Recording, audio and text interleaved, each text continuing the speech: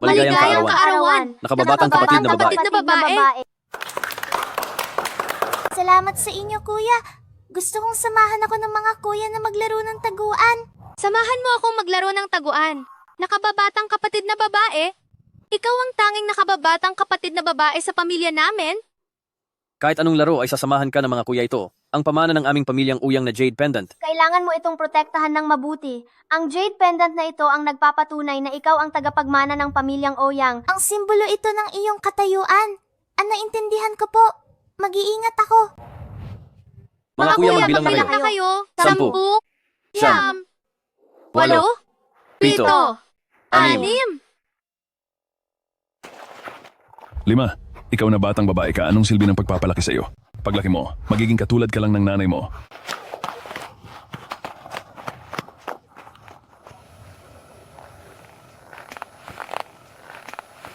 Na marunong lang mangakit ng mga lalaki. Kamakailan lang, ang pinakamayamang tao sa Chingcheng na si Ouyang Group ay inihayag na ang pamilyang Ouyang na tanging anak na si Ouyang Qian ang tatayong tagapagmana at ang jade pendant ng tagapagmana ay ibinigay kay Ouyang Qian para isuot. Bakit noong ipinanganak ka ay ikaw agad ang donya ng pamilyang Ouyang, samantalang ako ay pinaparusahan lang ng tatay ko? Ibigay mo sa akin ang jade pendant. Ako dapat ang maging donya ng pamilyang Oyang. Ayoko, ibigay mo sa akin.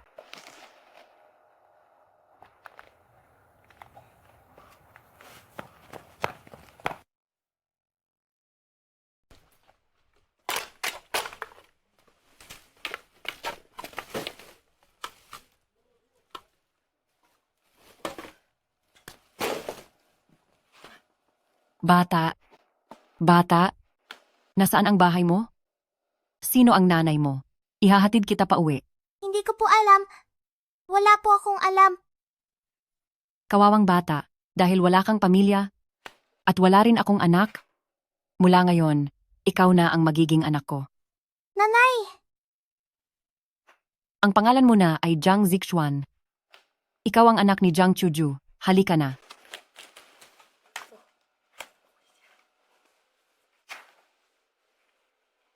Hello? Ano? Nahanap niyo na ang kapatid ko? May anak na siya?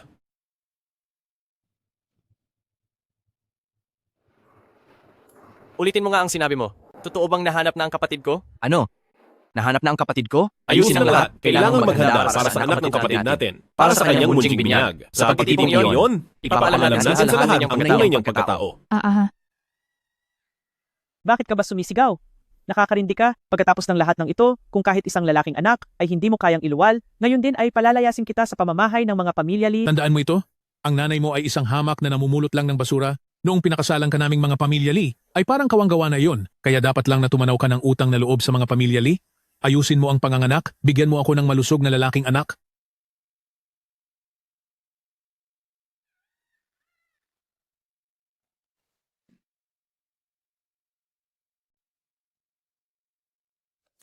Hay naku, wala kang silbi. Kahit isang anak na lalaki ay hindi ka makapagluwal. Ang pangalan ng pamilya Lee ay matatapos na dahil sa kawalan mo ng kwenta. Ma, kahit anong mangyari, anak din namin ito ni Bowen.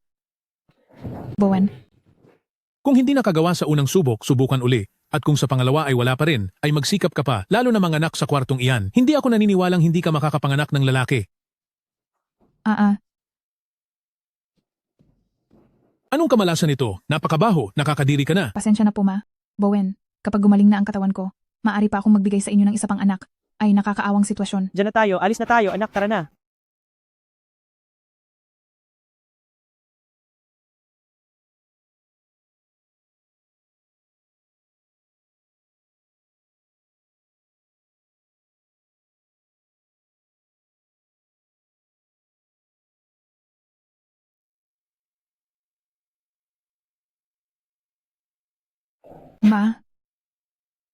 Ma, nagmamakaawa po ako. Bigyan niyo naman ako ng makakain. Sobrang gutom na ako. Wala akong gatas, iyak ng iyak ang bata. Pakiusap po, bigyan niyo po ako ng makakain.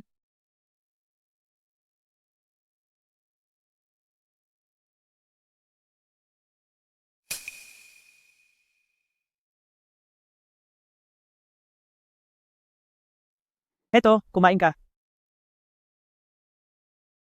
Bakit niyo po ako binibigyan ng noodles na binabad sa maruming tubig? Aba, pagkatapos mong manganak ng isang hamak na babae, may kapal ka pa ng mukhang humingi ng masarap na pagkain? Hindi ko hinayaang hilaw ang kainin mo, mabait pa nga ako sa lagay na iyan. Ma, sa lahat ng taon na lumipas, ang lahat ng sakripisyo ko para sa pamilyang ito, hindi niyo po ba nakikita? Buntis ako, pero nagtatrabaho ako sa 5 racket sa isang araw. Pag-uwi ko pa, kailangan ko pang pagsilbihan kayo ni Bowen. Ginagawa ko ang lahat ng ito, hindi ba ako karapat-dapat, kahit sa maayos na pagkain man lang? Nagawa mo pa talagang sumagot sa akin? Manugang ka ni Pamilya Lee, obligasyon mong gawin ang lahat ng ito, at ngayon nagmamaktol ka sa akin? Napakawalang hiya mo, bumalik ka na sa kwarto mo.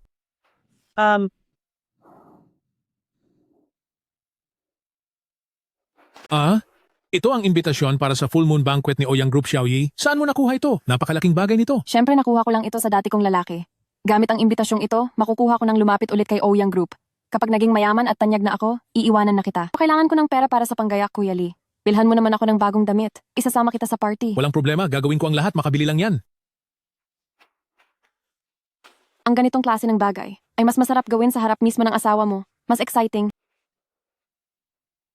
Lumayas ka. Huwag mong abalahin ang importante kong gagawin. Lee Bowen, ano bang ibig mong sabihin? Talagang nagawa mo pang magtaksil habang nagpapagaling pa ako pagkapanganak? Wala kang kwentang babae, hindi ka man lang makabuo ng anak na lalaki at amoy ka pang lansa at amoy bahay. Nakakasuka ka. Anong karapatan mong pakialaman ako?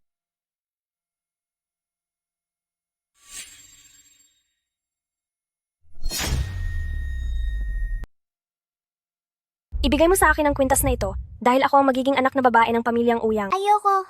Sa akin ito.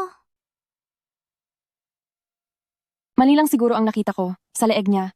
Paano niya magagawang magsuot ng kwintas ni Ouyang Qian? Ngayon kahit sinong mababang uri na tao, may lakas na ng loob na kalabanin ako. Tignan mo nga muna ang sarili mo kung sino ka. Isang babaeng nagkaanak na, lagitan ng buhok, sira na ang katawan. Ano mo ikukumpara ang sarili mo sa akin? Ano? Lee Bowen, hanggang ngayon hindi pa kumakain ang asawa mo. Wala siyang gatas na maibigay sa anak niyo. Iyak ng iyak ang anak mo. Habang sa harap ko mismo, ay nakikipaglandian ka sa babaeng ito. Wala ka na ba talagang konsensya? Sino ang tinatawag mong kabit? Ako si Sun Yi, kasama ang pamilya Lee, ay magiging bahagi na ng pinakamayaman sa kapital? Sa pamilya ni Ouyang Group? Sino ka ba sa tingin mo? Anong karapatan mong tawagin akong kabit? Nakikita mo ba ito? Ito ang imbitasyon sa pagdiriwang ng anak ng pamilya ni Pamilyang Ouyang. Sa klaseng katulad mo, kahit maging tagapaglinis man lang ay wala kang karapatan doon. Ouyang Group, sobrang yaman nila. Ang makasama sa pamilya ni Ouyang Group ay isang bagay na sa buong buhay ko ay hindi ko man lang mapapangarap. Hoy, ikaw na walang hiya ka? Isama mo ang anak mong yan at umalis na kayo rito. Nagsisinungaling kayo. Si Zixuan ay hindi masamang bata. Oh, akala ko ba kung sino na? Si Jiang Zixuan lang pala, yung nanay ng basurero.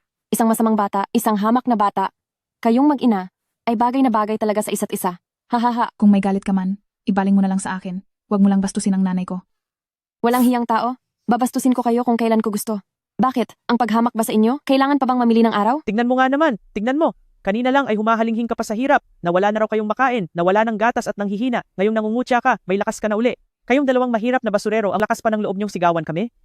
Zhang Zixuan, Xiaoyi sa anumang aspeto, mas higit kaysa sa iyo na babaeng hindi man lang magkaanak ng lalaki. Totoo iyan. Huwag mong kalimutan kung si Xiaoyi ay may mataas na katayuan, yung pumatol pa siyang magsalita sa mga tulad nyo, dapat na kayong magpasalamat doon. Kung aalis ka, lumayas ka na ngayon din. Kahit isang segundo na makasama ang katulad mong babae, nasusuka ako at malas ang dala mo. Sinabi ko na sa inyo, hindi hamak na tao si Zixuan. Ang hirap na dinanas niya sa pamilya niyo sa loob ng maraming taon ay mas alam niyo kaysa sa akin. Huwag kayong masyadong mang-api. Sasabihin ko ang anumang gusto ko, huwag mo akong diktahan. Tignan mo ang asal ng dalawang ito. Itong si Kuya Lee ay hindi magiging karapat-dapat bilang asawa sa inyong pamilya ni Pamilya Lee. Tama iyan. Si Xiaoyi lang ang kaisa-isang kinikilala naming manugang. Ikaw na masamang babae, walang-wala ka kahit sa kalingkingan ni Xiaoyi. Jiang Zixuan, makikipaghiwalay na ako sa iyo. Sige, maghiwalay na tayo.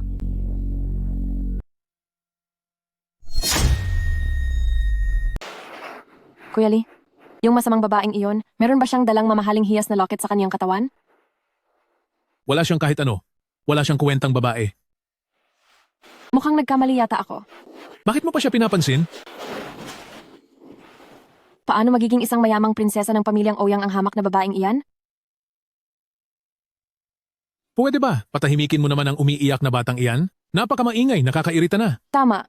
Magdidiborsyo na nga lang, ayaw pang manahimik. Ay nako, Huwag ka na uminit ang ulo. Hoy, tingnan mo ang taong iyon. Nakasuot pa ng sombrero pagkapanganak. Hindi kaya bago pa man matapos ang kanyang pahinga pagkapanganak ay magdidiborsyo na sila agad? Kawawa naman. Tingnan mo yung babae, puro pasa ang mukha. Mukhang madalas siyang nasasaktan sa kanilang bahay. At yung lalaki naman ay mukhang masaya. Siguradong madalas niyang pinapahirapan ang kaniyang asawa. Tingnan niyo ang lalaki, may kayakap pang ibang babae. Oo nga. Hindi pa man sila opisyal na hiwalay, may kapalit na agad. Nakakadiri siya. Sinong pinararatangan nyo? Ano? Ang babaeng walang hiya na ito ang dapat ninyong kutyain? Hindi natin alam kung sinong lalaki ang nakasama niya para makabuo ng batang iyan. Kundi dahil doon, bakit namin siya pipiliting makipaghiwalay habang nagpapahinga pa siya sa panganganak? Kung hindi siya nahihiya, ako at si Kuya Lee ay nahihiya para sa kaniya. Tama iyon? Siya, hindi lang siya nagtaksil sa akin kasama ang ibang lalaki. Gusto niya pa na kaming magbayad para buhayin ang batang iyan. Sa ganyang klaseng masamang babae, kung kayo ang nasa sitwasyon ko, makakatiis ba kayo? Libowan, malinaw na ikaw ang unang nagtaksil. Pinilit niyo akong makipaghiwalay at pumayag na ako. At kailanman ay hindi ko hiniling na kayo ang magbayad para sa pagpapalaki sa anak ko. Huwag kayong magsalita ng masama sa akin. Huwag niyong baliktarin ang katotohanan. Ah, ganoon pala ang nangyari. Kaya naman pala, kakapanganak pa lang ay naghihiwalay na. Matindi, ngayon lang ako nakakita ng babaeng ganyan kawalang hiya. Kununan niyo ng video. Kununan niyo. Kununan niyo. Nagsisinungaling kayo. Puro kasinungalingan iyan.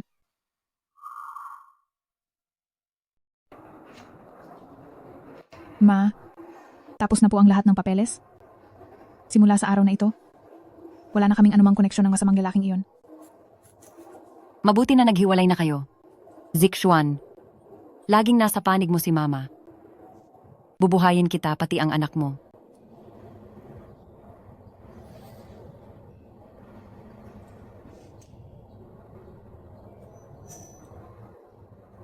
Anak, itong kwintas na Jade, lagi itong dala ni Mama. Sana ay protektahan ka nito at lumaki kang malusog.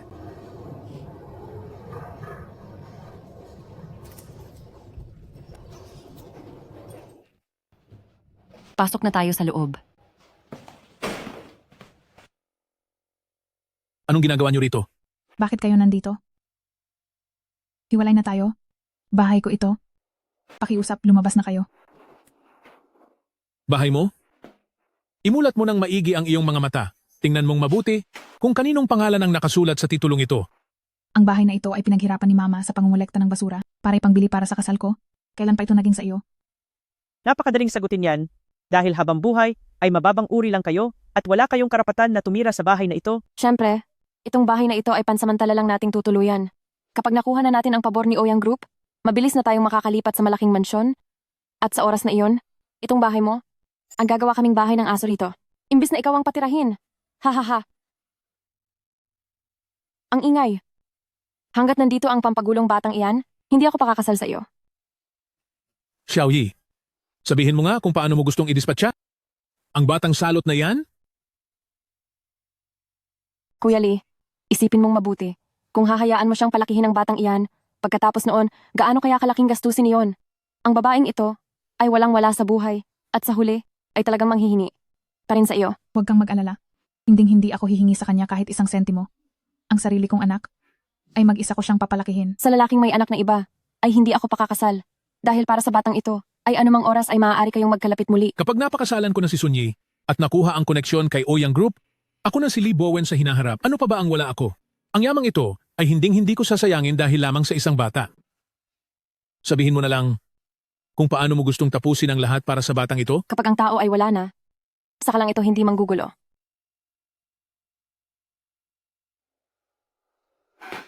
Ibigay mo sa akin! Ito ay, ang kwintas ni Ouyang Kian? Huwag mong hawakan ng anak ko. Wala kang puso. Ikaw ang walang hiya. Ibigay mo rito. Libowen. Libowen, nagmamakaawa ako sa iyo. Libowen, wag. Isipin mo naman ang mga taon na matapat kong pag-aalaga sa inyong buong pamilya. Ibibigay ko ang lahat ng pera ko. Pakiusap po. Pakiusap. Ibalik niyo sa akin ang anak ko. Kung gusto niyo ang bahay na ito, ibibigay ko. Ngunit ika-6 na palapag ito. Kapag nahulog ang bata, ay mawawala siya. Walang kasalanan ng bata. Kuya Bo, ano pa ang tinutunganga mo riyan? Ihulog mo na siya. Kapag naihulog mo na ang batang iyan ay agad na tayong magpapakasal. Wag po. Wag po. Nagmamakaawa ako sa inyo.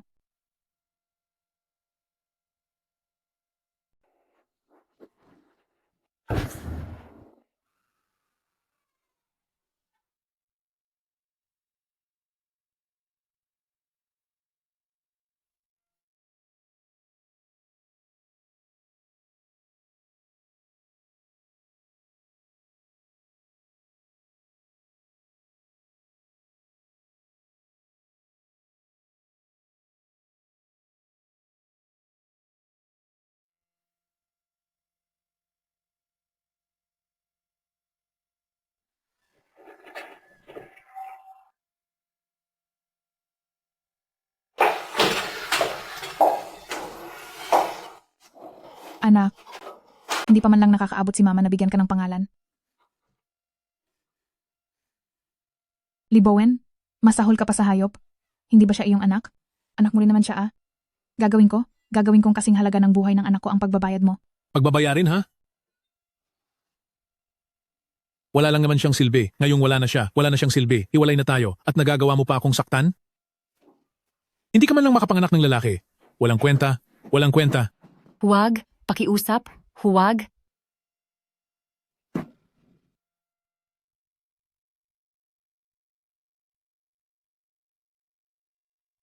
Ang masamang babaeng ito, ang rami ng nawawalang dugo sa kanya.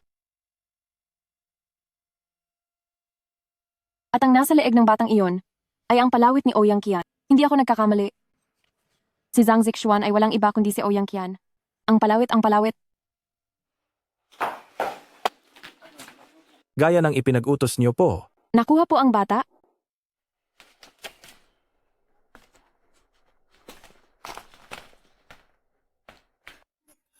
Dahil sa palawit na ito, mapapalitan ko si Zhang Zixuan upang maging nag-iisang tagapagmana ng Ouyang Group, si Ouyang Qian. Ang anak ko, Kian, sa wakas ay gising ka na. Kami ang iyong mga kuya. Tama.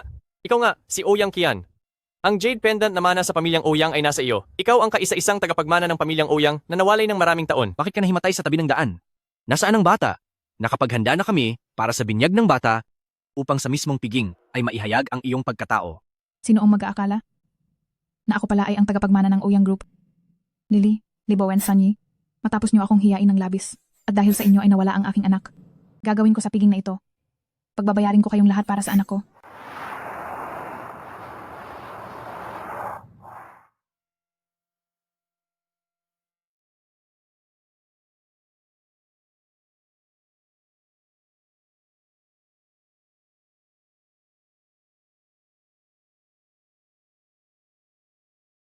Ikinagagalak naming ipakilala ang anak ng pamilyang Ouyang, si Ouyang Qian, halina sa entablado.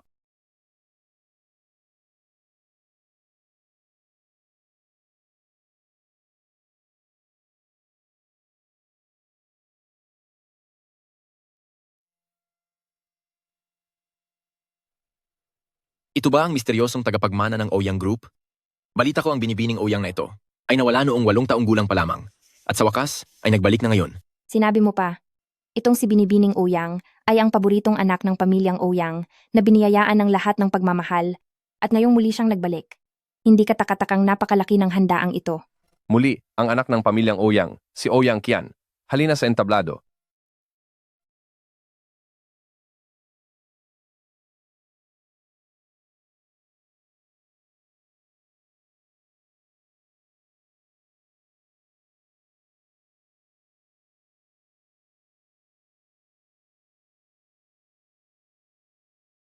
Anong nangyayari?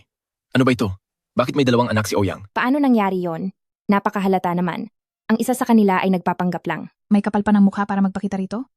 Anong ibig mong sabihin? Anong ibig kong sabihin? Siyempre, ako ang anak ni Ouyang Group, na si Ouyang Qian.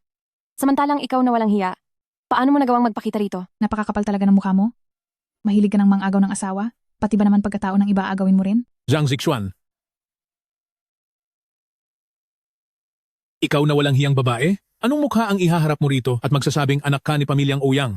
Ikaw, kahit tagalinis ng banyo ni pamilyang Ouyang ay hindi ka papasa. Ang babaeng ito, siguro pagkatapos siyang iwan ni Bowen, ay bigla siyang nabaliw. Nawala na sa katinuan, pumunta rito at sabihing anak siya ni pamilyang Ouyang. Kapag nalaman ito ng iba, tiyak na pagtatawanan kanila. Kuya Bowen, kailangan niyo akong ipagtanggol. Sa wakas, nahanap ko na ang tunay kong pamilya. Kapag tinulungan tayo ni pamilyang Ouyang, ay mas mapapatatag at masusuportahan ko ang pamilya Li. Xiaoyi, siyempre tutulungan ka namin. Pamilya tayo, kaya tiyak na hindi namin papayagan na ang isang hampas lupang katulad niya ay apihin ka. Ako na si Li Bowen ay nandito. Tingnan natin kung sino ang maglalakas loob na apihin ang asawa ko. Ikaw na kasuklam-suklam na babae, lumayas ka rito agad? Alice? Napakagaling niyong umarte. Kayong buong pamilya. Talagang wala kayong matinong kasama. Hoy, sinong sinasabi mong hindi matino? Ikaw ang hindi matino. Buong pamilya niyo ang walang kwenta. Ang pamilya niyo ang may problema. Sino itong nag-iingay rito?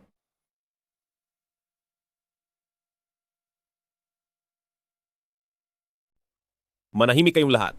Ano ba talaga ang nangyayari rito? Kuya, siya ang kabit ni Lee Bowen. Ang tunay na may sala sa nawala akong anak. At nagagawa niya pang sabihin siya ang tunay na Ouyang Kian. Kung narito ka para lang manggulo, umalis ka na ngayon din. Dito sa ating piging para sa pamilyang Ouyang, hindi ito lugar kung saan ang kung sino-sino lang ay pwedeng magwala. Binibini, pakiusap. Pansinin mo naman ang okasyong ito. Para ito sa kapatid ko, kaya kung hindi ka pababarian, huwag mo akong sisihin kapag pinilit kita. Pero, ako talaga ang tunay na Ouyang Kian. Ang Zhang Zixuan na ito, isa lang siyang mamulot basura. Siya ang huwad dito. Kung hindi kayo naniniwala, handa akong sumumpa sa langit na kung nagsisinungaling man ako, tamaan na ako ng kidlat. Naku, haha, ang ating Xiaoyi? Alam ko na, siguradong si Xiaoyi at ang Ouyang Group ay may malalim na ugnayan. Sa parehong edad nila, ang aming Xiaoyi ay nakikipagtulungan na sa Ouyang Group habang ang hamak na babaeng iyan ay namumulot pa rin ng basura. Naku, iba talaga ang aming Xiaoyi, napakahusay na manugang, talagang napakasuwerte ng pamilya nating mga pamilya Lee. Kuya Bowen, napakabait niyo talaga sa akin. Kapag napaalis na natin ang babaeng huwad na ito, ay agad kaming magpapakasal ni Kuya Bowen. Sige. Ikaw mismo ang nagsabi niyan.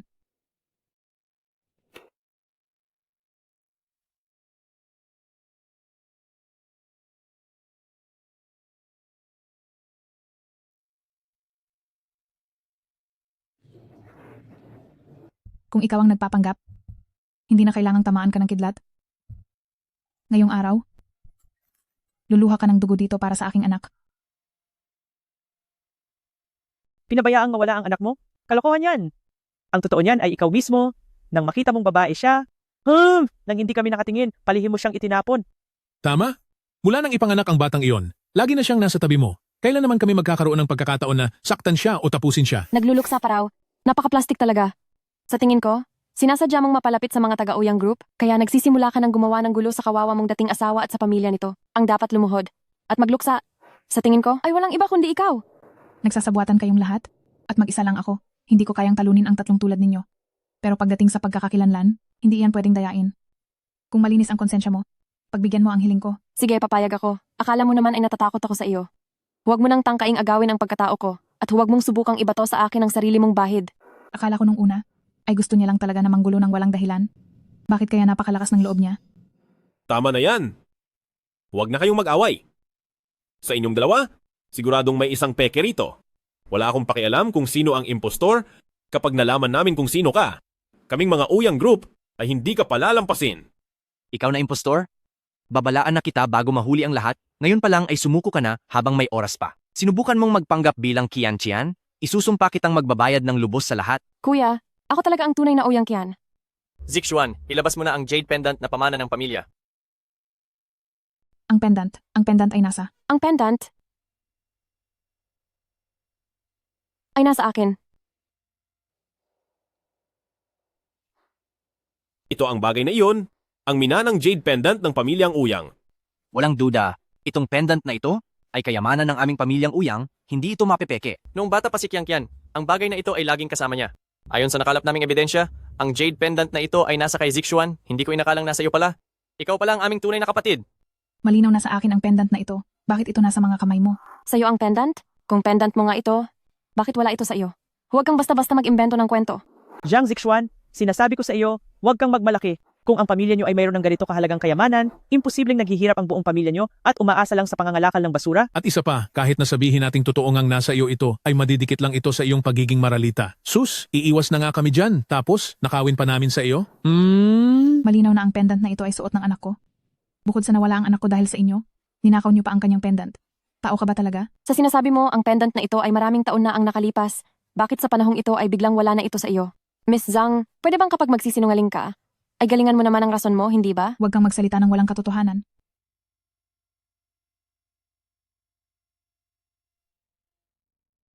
Sinong nagsabing wala akong ebidensya? Pasok.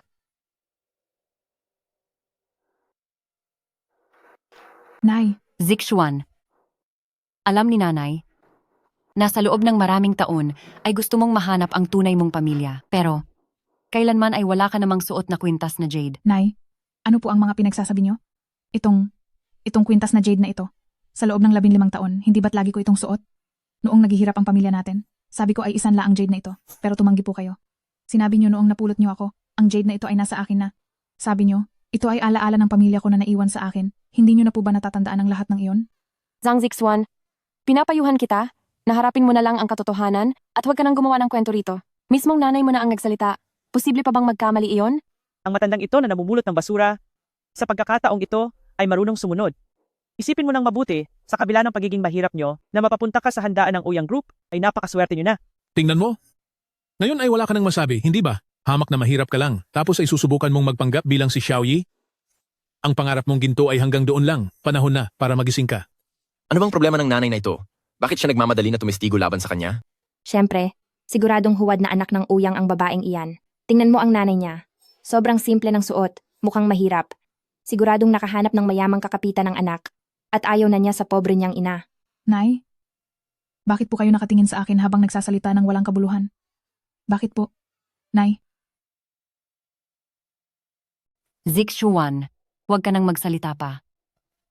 Nang makita kita noon, wala ka namang dalang pendant, di ba? Ang pendant na ito ay hindi sa atin. pero ito ang pendant ko. Malinaw na sa akin ang pendant na ito. Mukhang sa kagustuhan nating mahanap ang kapatid natin, mula pa sa simula, ay maling tao na pala ang nahanap natin. Ayos lang yan, kuya. Ngayong lumabas na ang katotohanan, ang totoong Qiang Tian ay nakabalik na rin sa wakas. Kuya, sa loob ng maraming taon, napakapait ng pinagdaanan ko sa paghahanap sa inyo. Totoo ang sinasabi ko. Bakit ayaw ninyong maniwala sa akin? Ma, bakit mo siya kinakampihan? Bakit? Ano bang nangyayari sa batang ito? Mula noong bata ka pa, wala naman talaga akong nakitang pendant sa iyo. Itigil mo na ang pagsasalita ng kung ano-ano. Sumama ka na sa akin, tayo na. Nagsisinungaling ka? Ma, bakit ka ba nagsisinungaling? Ang pendant na ito ay suot-suot ko na bata pa lang ako. Bakit mo sinasabing hindi mo pa ito nakita? Wala nang marami pang salita. Sumama ka na sa akin. Alis na tayo. Sinungaling? Lahat kayo ay sinungaling. Bakit nyo ba? Bakit nyo ginagawa ito sa akin? Bakit nyo kailangang gawin ito sa akin? Umuwi na tayo ngayon din.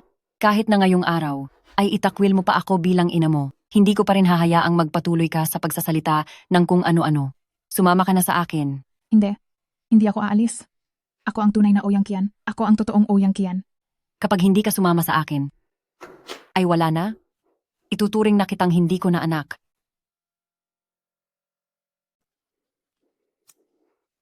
Tingnan mo ang masamang babaeng ito, tignan mo ang kaniyang ugali. Malinaw na ang lahat ng ebidensya at nagagawa mo pa ring magsinungaling? Napakabulag ko talaga noon at nagpakasal pa ako sa isang walang hiyang babaeng katulad mo. Mabuti na lamang po na madiskarte ang ating si Xiaoyi, direkta niyang ipinamukha ang lahat ng ebidensya sa walang hiyang babaeng ito. Sa ganitong asal ni Jiang Zixuan, na walang modo, baka kung hindi tayo nag-ingat ay mapaniwala niya pa ang tatlong master ng pamilyang Uyang at maloko sila. Zhang Zixuan, hindi mo inaasahan ito, di ba? Maging ang kinalakihan mong ina na pinagkakatiwalaan mo, ay pumanig din sa akin. Gagawin ko ang lahat para wala ka nang makitang tulong sa kahit kanino at wala ka nang mapupuntahan. Kuya, mga kuya, nagmamakaawa po ako sa inyo. Bigyan niyo po ako ng kahit isa pang pagkakataon please. Silang dalawa, ang nagsabuatan para saktan ako, nawala ang anak ko dahil sa kanila, ninakaw ang aking palamuting Jade, para nakawin ang pagkatao ko. Hindi ka pa ba talaga titigil? Kayo riyan, itapon ang babaeng ito sa labas. Sa kabila ng lahat ng ito, lakas pa ng loob mong gumawa ng gulo. Wala ka namang mailabas na ebidensya, puno ka ng kasinungalingan, at mabilis kang mag-imbento ng kwento. Hindi ko na talaga alam. Habang tinititigan kita, ay lalo lang akong nagagalit. Panganay, bunso, tignan niyo siya. Kanina pa siya nakaluhod. Parang nakakaawa naman siya. Dahil sa sitwasyon ngayon, bakit hindi na lang tayo magsagawa ng paternity test? Sa ugnayan ng dugo, ang ganitong bagay ay hindi kailanman mapepeke. Qiang Qian, pasensya ka na po at kailangan mo na naman na sumabay sa gulo nila. Kuya, hindi na po kailangan ng ganoong kahirap na proseso. May narinig na po akong usap-usapan noon, at kung totoo ito, ay siguradong ang lahi nating pamilyang Ouyang ay hinding-hindi mapepeke. Maari natin, itong subukan agad para malaman natin. Qian Qian, sinasabi mo bang iyon? Tama, narinig ko na. Basta ilagay lang ang medalyon sa tubig at patakan ng dugo ng anak ni pamilyang Ouyang, ay mapapagana ito at may lilipad na isang mapulang phoenix. Kuya, nakalimutan niyo na ba ang tungkol sa bagay na ito? Noong bata pa ako, narinig ko nga itong nabanggit ng aking ina noon. Pero, kahit kami ay hindi pa ito nakikita ng sariling mga mata, kaya kung totoo man ito o hindi, mahirap na itong patunayan. Itong si Sunyi mismo ang nagmungkahi ng seremonya ng Phoenix, paniguradong may masama siyang balak. Sino ang nakakaalam kung sa pagkakataong ito ay lolokohin na naman niya tayo? Ang isang alamat na hindi pa kumpirmado ang katotohanan? Paano magiging sapat na ebidensya? Sunny, kung malinis ang konsensya mo, magpatawag tayo ng doktor. At sa maayos na paraan ay magsagawa tayo dito ng paternity test. Wow! Ikaw pa itong mapili? Kung wala kang itinatago, tanggapin mo na. Totoo iyan. Si Binibining Uyang ay pumayag na pagbigyan ng impostor na tulad mo ng ganito katagal Binigyan ka na niya ng malaking mukha. Tamang-tama. Gusto ko ring makita ang tanyag na phoenix ni pamilyang Uyang. Wala ka man lang lakas ng loob na sumubok. Sa tingin ko, baka nga may itinatago siyang masama. Tingnan mo, iyon na ang sinasabi ng lahat. Kung tatanggi ka pa rin, hindi ba parang wala ka na sa lugar? Susubukan ko. Sanyi, sinasabi ko sa'yo, kapag nagtagumpay ako, luluhod ka dito at hihingi ng tawad sa akin. Sige, pumapayag ako. Pero sa kabilang banda, kung ako ang magtagumpay, ay gayon din ang gagawin mo, luluhod ka sa harapan ko at hihingi ng tawad? Tama na. Dahil narito na rin lang tayo, wala namang mawawala kung susubukan natin. Hoy, kumuha kayo. Magdala rito ng isang palanggana ng tubig. Sa wakas, nahulog din kayo sa patibong. Hindi ka magtatagumpay, Jiang Zixuan. Zhang Zixuan, bibigyan kita ng huling pagkakataon. Lumuhod ka lang sa harap ko at humingi ng tawad. Pagkatapos, isama mo ang nanay mo at umalis na kayo rito at baka maaari ko pang isaalang-alang na bigyan ka ng huling pagkakataong maging marangal. Kung hindi, kapag lumabas na ang resulta, huwag mo akong sisisihin. Si Ouyang Qian, kung hamakin man kita. Zixuan anak, makinig ka sa akin, alis na tayo. Nagmamakaawa ako sa iyo. Ma, ako ang tunay na Ouyang Qian. Kapag pinalitan ako ng mapagpanggap na iyan, sisirain niya ang pamilyang Ouyang. Hindi pa sigurado kung sino ang luluhod at hihingi ng tawad. Huwag kang magpakasaya ng maaga. Nasa panganib na, pero matigas pa rin ang ulo. Totoo bang iniisip mong ikaw ang sa pamilyang Ouyang na binibining Ouyang? Ang aming Xiaoyi, sa kanya, ay naging masyadong mabait. Hay! Talagang wala na siyang takot kahit huli na. Isang masamang babaeng iniwan ko lang naman. Akala mo kung sinong matapang? Talagang wala siyang hiya. Inaabangan ko nang makitang mapahiya ang impostor na iyan sa harap ng lahat. Ano pang hinihintay natin? Bilisan ang pagpatak ng dugo. Tama, pataka na. Zhang Zixuan o Zhang Zixuan, huwag mo akong sisihin na hindi kita binigyan ng pagkakataon dahil ikaw mismo ang humanap ng sarili mong kapahamakan. Tama na. Handa na ang tubig. Sino sa inyong dalawang mauuna? Ako. Ako na ang mauuna.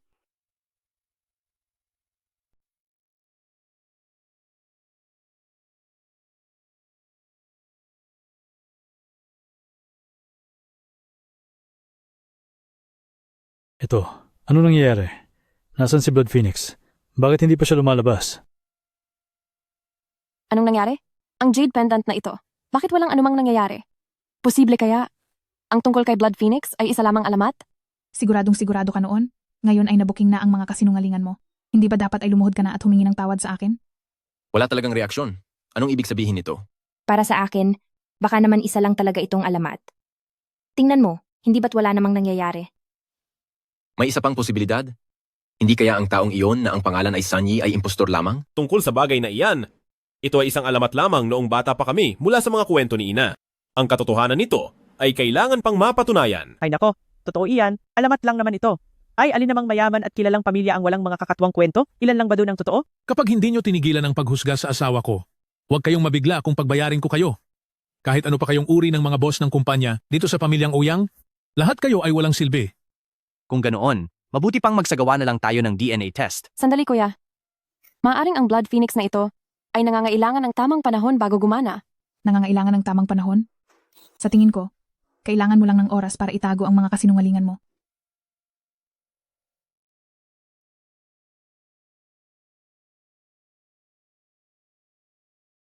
Yan nga ang Blood Phoenix. Totoo palang alamat.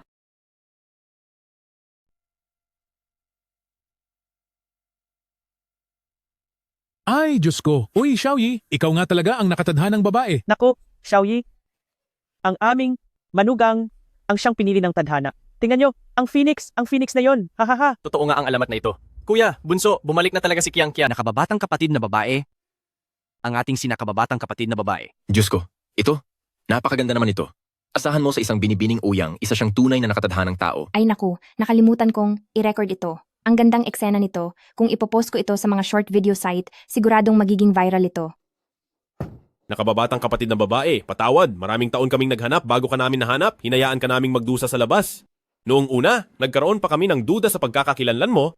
Kasalanan nito ni Kuya, pasensya na. Kuya, maayos lang iyon. Dahil ito sa masamang babaeng maraming pakana, hindi mo ito kasalanan. Sa loob ng maraming taon, hinahanap ko rin kayo. Gusto ko rin makapiling kayo muli. Ngayong nagkita-kita na tayo, ang lahat ng ito ay sulit na. Paano itong nangyari? Paano itong nangyari? Siguradong may ginawa ka. Siguradong may ginawa kang milagro sa tubig. Ang impostor na ito, bakit nandito pa siya?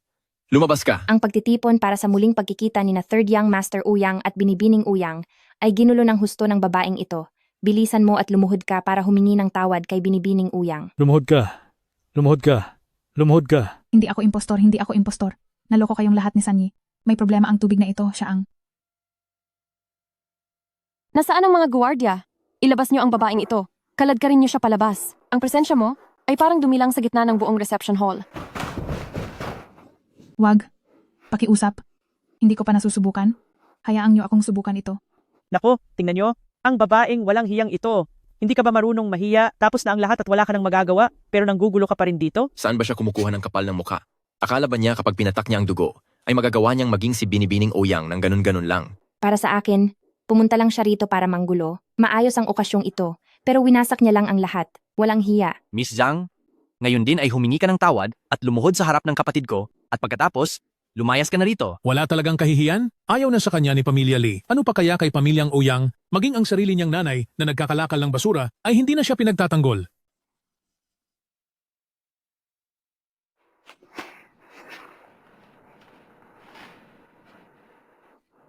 Akala mo ba? Dapat kaming magluksa para sa iyo? Tingnan mo muna ang sarili mo sa salamin, isang basura ka lang. Naninira ka na nga at nagpapanggap pa? Napakasama mo talagang tao.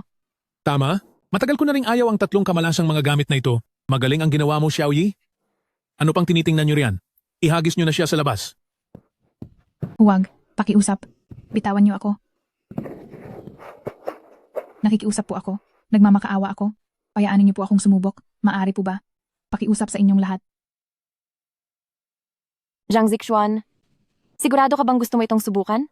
Gusto kong suriin ito. Kailangan ko itong suriin. Dahil kung hindi, paano ko malalaman kung anong panlilin lang ang ginawa mo sa tubig? Binibining Oyang, hayaang suriin niya yan. Tingin ko talaga ay hindi siya titigil hanggat hindi siya napapahiya. Tutal naman ay peke siya, mas mabuti pang hayaan na siyang sumubok. Tiyak na ang hitsura ng babaeng ito habang nakaluhod ay magiging kawili-wili. Sayang naman kung hindi natin papanoorin. Tama. Tingnan natin kung ano pang drama ang magagawa ng walang hiyang babaeng ito. Pakinggan nyo. Hindi na rin makatiis ang lahat. Anong pakunwari pa ang gagawin mo? Gawin mo na ang lahat. Pero para sa akin, pinapayuhan kita na umalis ka na agad. Huwag mo nang dungisan ang marangal na ballroom ng Oyang Group. Napakatagal na nating ginagawa ito, hindi pa ba ito tapos? Hindi ba't basurera lang siya? Pilit pa niyang pinapangarap ang buhay ng isang senyorita. Sa tuwing naaalala ko na kinasal ako sa iyo dati, sobra akong nandidiri. Qian, ang tungkol sa bagay na ito ay sa iyo nakadepende ang desisyon. Kung ayaw mong hayaan siyang suriin yan, tatawag agad kami ng mga security para ilabas at itapon siya. Ayos lang iyon, Qian. Nandito ang mga kuya para suportahan ka. Ang impostorang ito ay wala namang magagawang gulo rito. Sige na nga, dahil napakapilit niya. Mga kuya, pagbigyan na natin siyang sumubok muli. Sige, kung ano ang gusto ng kapatid ko, iyon ang masusunod. Zhang Zixuan, talagang hindi ka pa rin susuko hanggang huli. Ngayong araw ay gagawin ko ang lahat para mawala na ng tuluyan ang iyong pag-asa.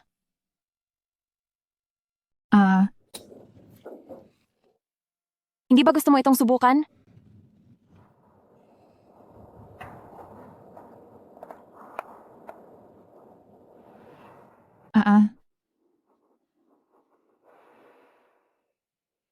Sanyi, sinadya mo ba iyon?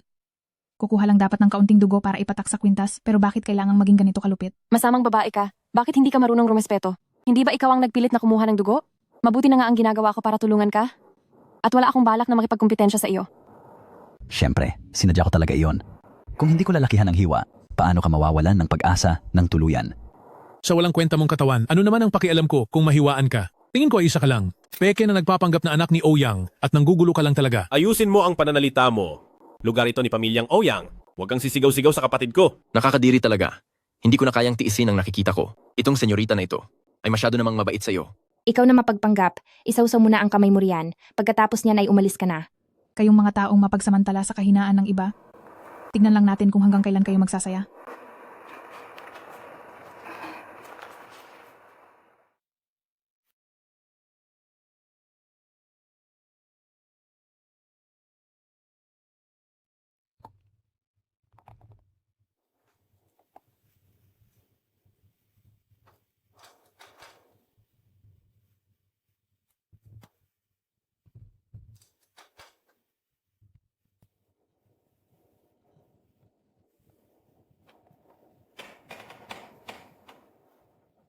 Sinasabi ko na nga ba, walang nangyari.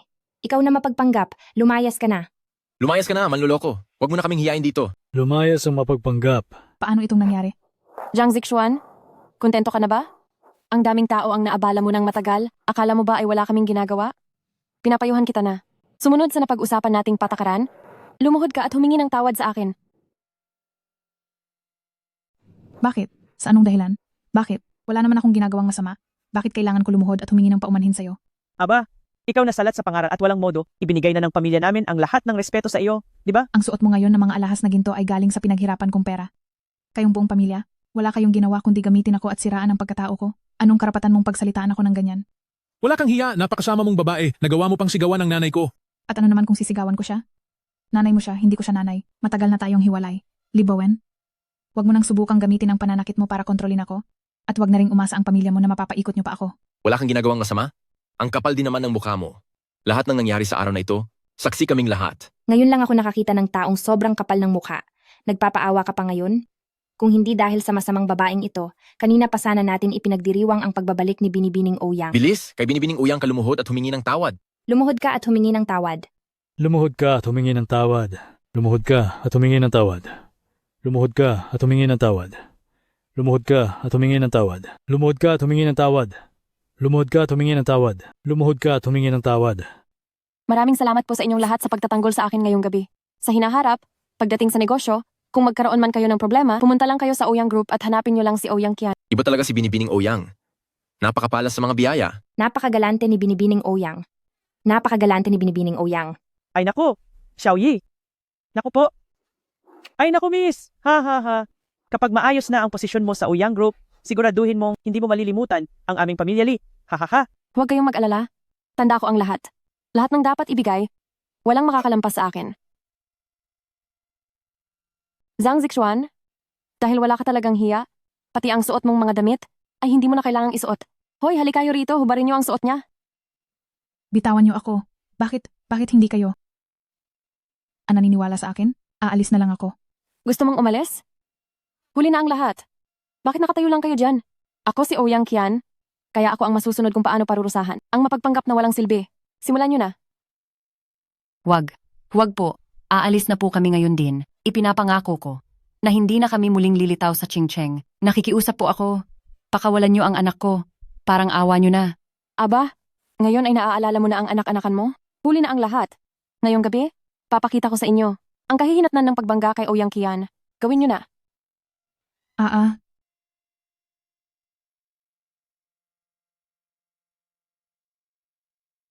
Hahaha. Ilang araw pa lang matapos ang diborsyo, ay mas nagiging malandi ka na. Nakaupo ka rito ng gulo-gulo ang suot. Sino ba ang sinusubukan mong akitin? Napakasamang babae mo talaga. Nakuha mo pang umiyak? Ha? Nung naninigaw ka kanina, hindi ka naman ganyan kahina. Nagpapanggap kang tila isang santa. Tingnan niyo ang hitsura niya. Hinamak at iniwang nakabulagta diyan. Napakakahiya. Bakit nakatitig lang kayo? Sige na, videohan nyo na.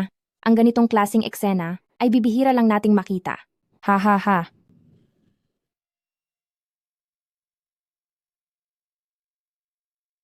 Bakit kailangan nyo itong gawin sa akin? Alam mo ba tapos na ang lahat ng ganoon lang?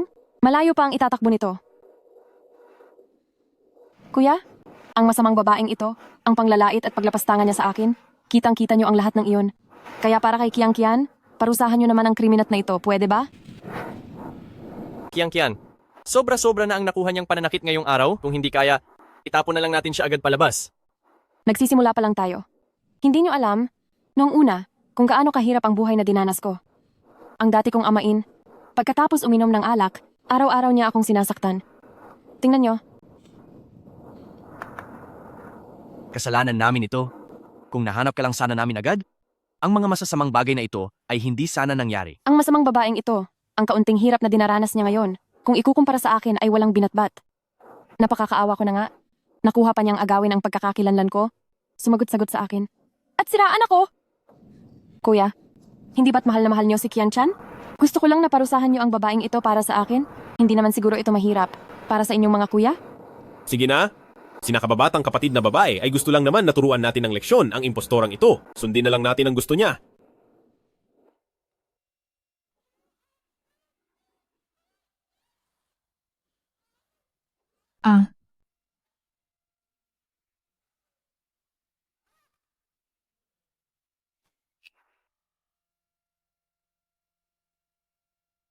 Zixuan, Zixuan, Zixuan. Ah. Zixuan, anak ko. Kasalanan ito ni Mama. Kasalanan ko ang lahat. Mga walang puso kayo. Mga hayop kayo. Zhang Zixuan, mula noong 8 taong gulang pa lang tayo, sa wakas ay nagkapalit na ang mga pwesto natin. Sa wakas ay nakuha ko rin ang lahat. Salamat sa iyo. Dahil sa pagtapak sa iyo at pagkuha sa posisyon mo, pakiramdam ko ay nahanap ko na ang tunay na kaligayahan. Kayo riyan, ang masamang babaeng ito, at ang kanyang nanay, ilabas sila sa bulwagang ito. Aalis na kami. Kusang aalis na po kami. Bata. Ang dumi na ninyong tingnan. Pero ang lakas pa rin ng loob nyo. Halos humanga na nga ako sa sobrang kakapalan ng mukha nyo. Sa wakas, natapos na rin ang gulo. Ngayong wala na ang mga maduming taong iyan. Makakainom na rin tayo ng maayos. Nawawalan ako ng gana tuwing makikita ko siya.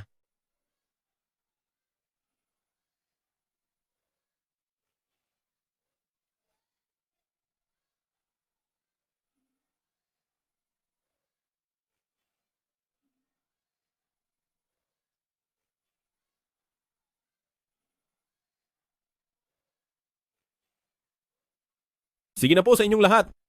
Tapos na po ang eksena. Ngayong araw kaming 4 na magkakapatid. Pagkatapos ng 15 taon ay muling nagkasama. Lahat ng mga nakakaabala ay kalimutan na natin. Ang mahanap niyo kaming lahat, kuya. Ang pinakamalaking swerte ko sa buhay na ito. Ang mga masasamang tao ay naitaboy na natin dahil sa ating pagtutulungan. Mula ngayon, wala na kahit na sinong mang-aabala pa sa pamilya natin.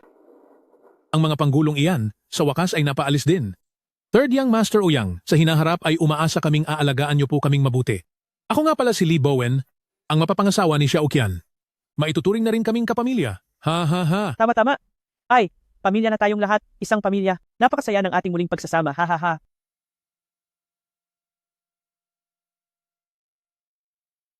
Nay, bakit mo ba siya kailangang tulungan? Zixuan, pasensya na. Magtatapat na ang nanay. Sasabihin ko na ang lahat sa iyo. Zixuan, hindi nawala ang iyong anak. Kinuha lang siya ni na Sun Yi at ng mga kasama niya. Ma, nagbibiro lang po kayo, di ba? Totoo ang lahat ng sinabi ko. Noong araw na iyon, palihim akong kinausap ni Sun Yi. Sinabi niya sa akin na, kapag tumayo ako bilang saksi para sa kanya sa piging, ibabalik niya ang bata at hahayaan siyang mamuhay kasama natin. Ma, ibig sabihin, ang lahat ng sinabi niyo kanina sa piging, yung mga sinabi niyo po sa akin, ay para lang hindi magalit si Sonyi? Ang sabi niyo po na ititigil niyo na ang ugnayan niyo sa akin bilang ina, pawang kasinungalingan lang po yun, di ba? Siyempre naman. Paano ko matitiis ang aking Zixuan? Ang Zixuan ko, ang pinakamabait at pinakamabuting anak sa buong mundo. Ma. Oo nga po, Ma. Ma, maaari naman po nating hintayin na maibalik ang posisyon ko at hayaan si Pamilyang Uyang na tulungan ako na bawiin ang bata. Sana ay hindi natin kailangang danasin ang lahat ng pangaalipusta na ito. Bakit po kayo nagpadalos-dalos? Wala ring saysay. Zixuan, wala ring saysay. Sinabi sa akin ni Sun Yi na hindi ito maaaring pag-usapan. Kapag hindi ako sumaksi para sa kanya, parurusahan niya ang bata. Nagawa na niyang saktan ang bata noon, maaari niya itong gawin ulit. Ma, natatakot po ako. Ma, patawad po sa lahat. Nagkamali po ako ng pagkakaintindi sa inyo. Wala na akong pakialam sa katayuang iyon. Gusto ko lang na makasama ang aking anak. Hanggat wala siyang masamang nangyayari, mayroon pa akong pag-asang mabuhay. Ang aking Zixuan, napakaunawain mo talagang anak. Gusto lang ni Mama na huwag na. Huwag na tayong masangkot sa gulo ng pamilya ni Pamilyang Uyang. Tayo'y 3. Basta't magkakasama tayo sa mapayapang pamumuhay, sapat na yun sa akin. Tama po kayo, Ma. Kahit na matalo natin si Sonyi, nariyan pa rin sina Liyi at Zhang Yi. At nakita ko na rin ngayong araw ang tunay niyang masamang pagkatao. Hindi ko na kailangan ng katayuang iyon. Ma, gusto ko lang pong maging anak niyo. Simula ngayon, magiging Jiang Zixuan na lang ako. Tapos na ang lahat. Nakalipas na ang lahat. Kapag nabawi na natin ang bata, Sisiguraduhin kong poprotektahan ko kayong mabuti para hindi na kayo kailanman masaktan o maapi pang muli.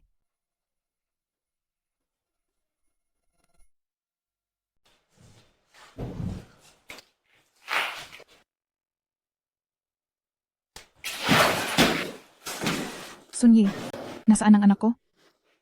Huwag kang magmadali. Tingnan mo, may dala pa nga akong regalo para sa iyo. Huwag kang magkunwari. Nasaan ang anak ko?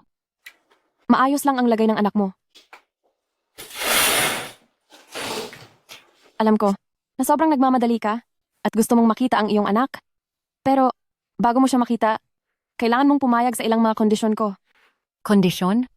Anong kondisyon? Ang lahat ng hiningi mong tulong ay ginawa ko na. Anong kondisyon pa ba ang gusto mo? Hindi ka pwedeng bumali sa usapan. Sunyi, ikaw na ang naging senyorita ng pamilyang Ouyang. Ano pa ba ang hindi mo sapat? Wala na kaming kahit anong bagay na maibibigay pa sa iyo. Huwag kang magmadali. Kailangan ko lang na makipagtulungan ka sa akin. Sa paglalaro ng ilang maliliit na laro, hindi naman sa humihingi ako ng kung ano sa inyo. At saka, ang mga basura ninyong ito sa pamilyang Zhang ay hindi ko man lang papansinin. Laro? Sunny, ano ba talaga ang gusto mong gawin? Gusto mong maging senyorita ng pamilyang Ouyang na galing sa wala at naging mayaman? Pinagbigyan ka na namin. Zhang Zixuan, pakikiusap. Ayusin mo ang iyong lugar. Ngayon, ako na ang panganay na anak ng Ouyang Group. Kahit na, kaunting hindi pagtugon sa akin, isang tawag ko lang, at ang mga bodyguard ko, ay agad na ang iyong anak. Pak, ay ihuhulog sa bangin. Huwag. Kung paano man ang gusto mong laro, gagawin ko. Huwag na huwag mong saktan ang bata. Huwag mo siyang saktan. Sige na. Ano ang gusto mong gawin? Gagawa ako ng paraan para makipagtulungan. Basta wag mong galawin ang anak ko. Ganyan nga. Ang pamilyang ito ay talagang nakakaaliw. Basta ilabas lang ang kasumpa-sumpang sanggol na iyon, ang talino nila ay tuluyang mawawala. Ang ganitong laro ay hinding-hindi ko pagsasawaan habang buhay.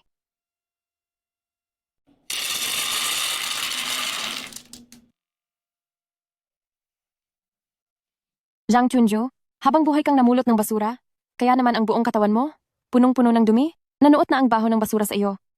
Ngayon, dahil maawain ako, hindi na muna kita pakakamayin sa basura. Heto. Kainin mo ang pagkain ng asong ito. Ito ba ang sinasabi mong laro? Sobrang lupit mo na. Kahit anong mangyari, matanda pa rin ako sa iyo. Paano mo nagawa? Paano mo nagawang? Sunyi, sobrang kawalang hiyaan na yan. Sinasadya mo ba talaga kaming lapastanganin pareho? Kawalang hiyaan? Huwag na kayong masyadong mareklamo.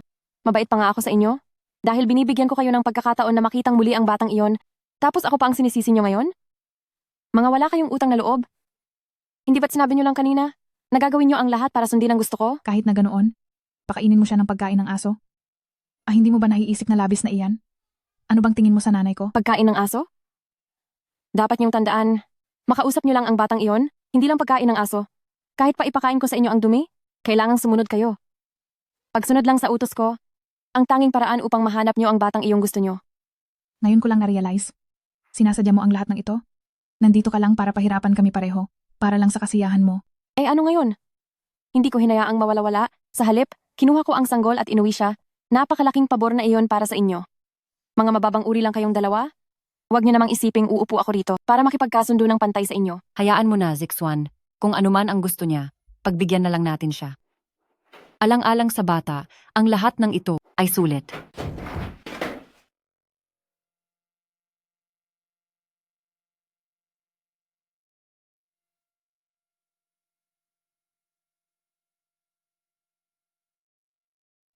Zhang Chunju, sa tanang buhay mo, si Zhang Zixuan lang ang naging ampun mong anak, at sa wakas ay nagkaroon na rin siya ng sariling anak, alang-alang sa kaniya? Isang maliit na bagay lang ito, hindi mo pa ba kayang gawin? Hindi mo ba gustong makitang lumaking malusog ang iyong apo, at masayang tumatawag sa iyo bilang lola? Isipin mo na lang ang iyong apo. Papakainin lang naman kita ng konting pagkain ng aso, mahirap ba talagang gawin iyan?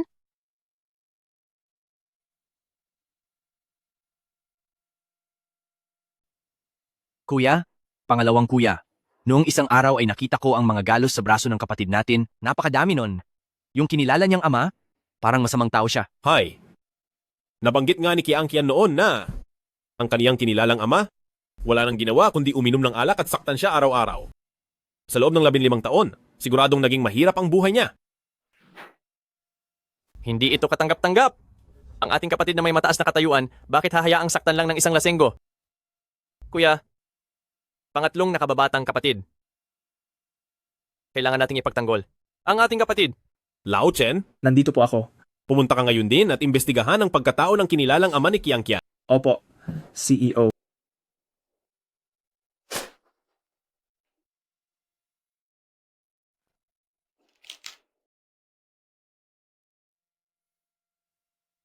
Hahaha. Naku, matagal ko nang napansin na bagay ka sa tagpong ito. Zhang Chunju, hindi mo talaga ako binigo. Ang itsura mo kanina, hay naku, para kang isang matandang aso, hahaha. Masaya ka na ba? Pwede na ba naming makita ang bata? Masaya? Malayo pa tayo. Simula pa lang ito, isang dila pa lang ang ginawa mo. Bakit hindi mo ubusin ang tira? Sanyi, hindi ka pa ba sawa? Ano pa ba ang gusto mong gawin? Anong gusto ko? Ang buong pamilya niyo ay nabubuhay lang sa pagpupulot ng basura. Kapag binigyan kayo ng basag na bote o lata ng ibang tao, dapat kayong magpasalamat. Binibigyan kita ng sariwang pagkain, imbis na magpasalamat kayo, sasayangin niyo pa? Sariwa? Nagbibiro ka ba? Malinaw na ginagawa mo lang kaming parang aso. Ano naman ngayon? Ang mga mababang uri na tulad niyo, wala na kayong ibang paraan para pasayahin ako. Kaya kahit labag sa loob ko ay, gagawin ko na lang kayong aso para sa kasiyahan ko. Ubusin mo yan, lahat. Dahil kung hindi, huwag niyo nang asahang makikita pa ang batang iyon. Sige. Kakainin ko. Pero kailangang mangako ka na pagkatapos kong kumain, ibabalik nyo na ang bata sa amin. Huwag ka ng maraming satsat, pinapakain kita kaya kumain ka na lang. Dahil kung hindi, sa haba ng buhay mo ay huwag mo nang asahang makikita mo pa ang batang iyon. Huwag.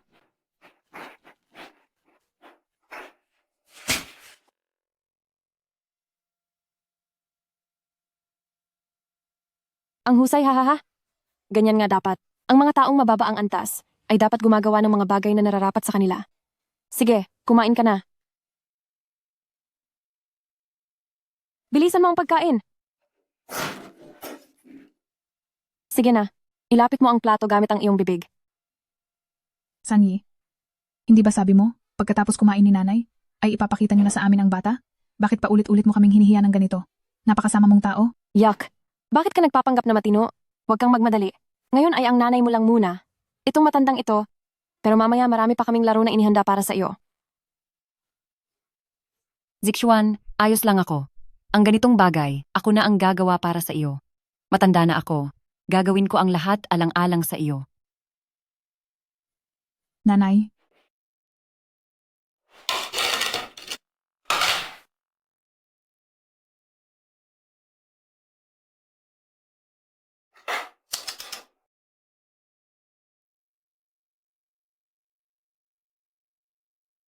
Heto na.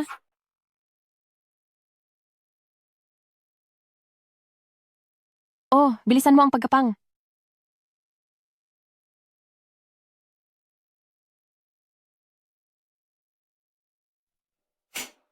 CEO, may nahanap na po kami.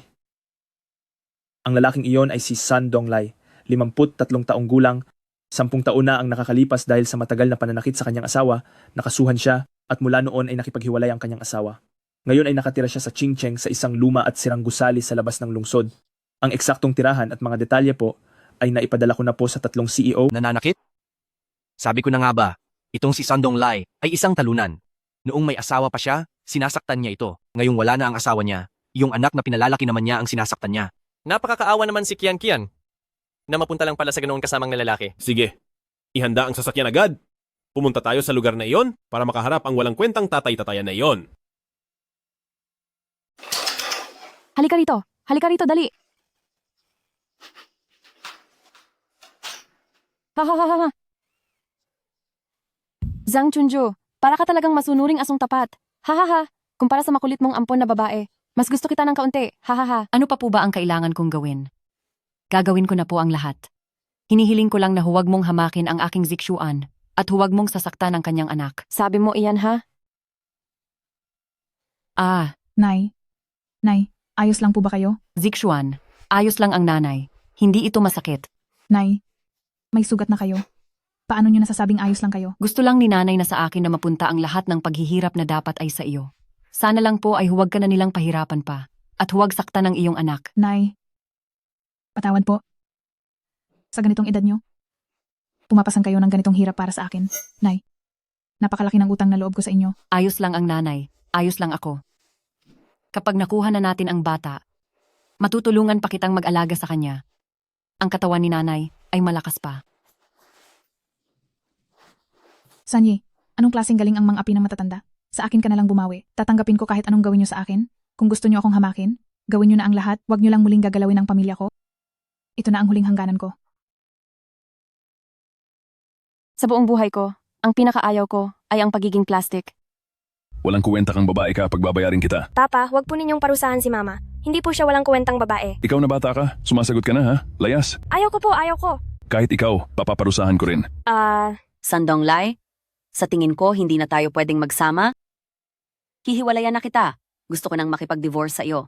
Bumalik ka rito, walang hiya ka. Mama, huwag po kayong aalis. Iiwan niyo na po ba ako? Umalis ka riyan. Sunyi, pabigat ka lang at malas sa buhay. Simula noong pinanganak kita, hindi na naging maganda ang buhay ko. Ha ha ha ha ha. Isang napakagandang palabas ng mapagmahal na pamilya. Zhang Zixuan at Zhang Chunju, halos manggiyak-ngiyak ako sa inyong dalawa. Sanyi, ano ba talaga ang gusto mo?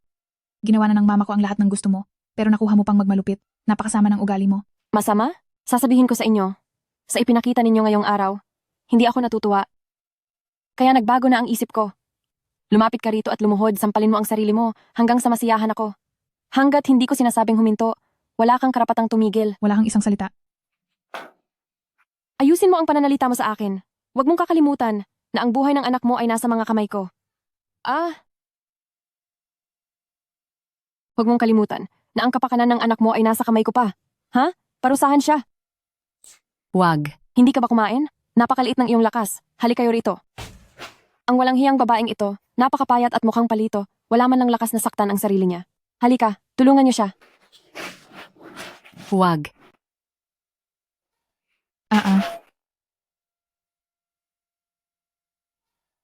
Ha ha ha ha. Ha ha ha. Ha ha ha ha. Ha ha ha. Jiang Zixuan, alam mo bang kung ano ang hitsura mo ay nakakatawa ngayon? Dapat ko itong i-video ng maigi para mapanood ko ng paulit-ulit mamaya. Ha ha ha ha. Ay, tama na, bitiwan niyo na siya. Opo. Ha ha ha ha.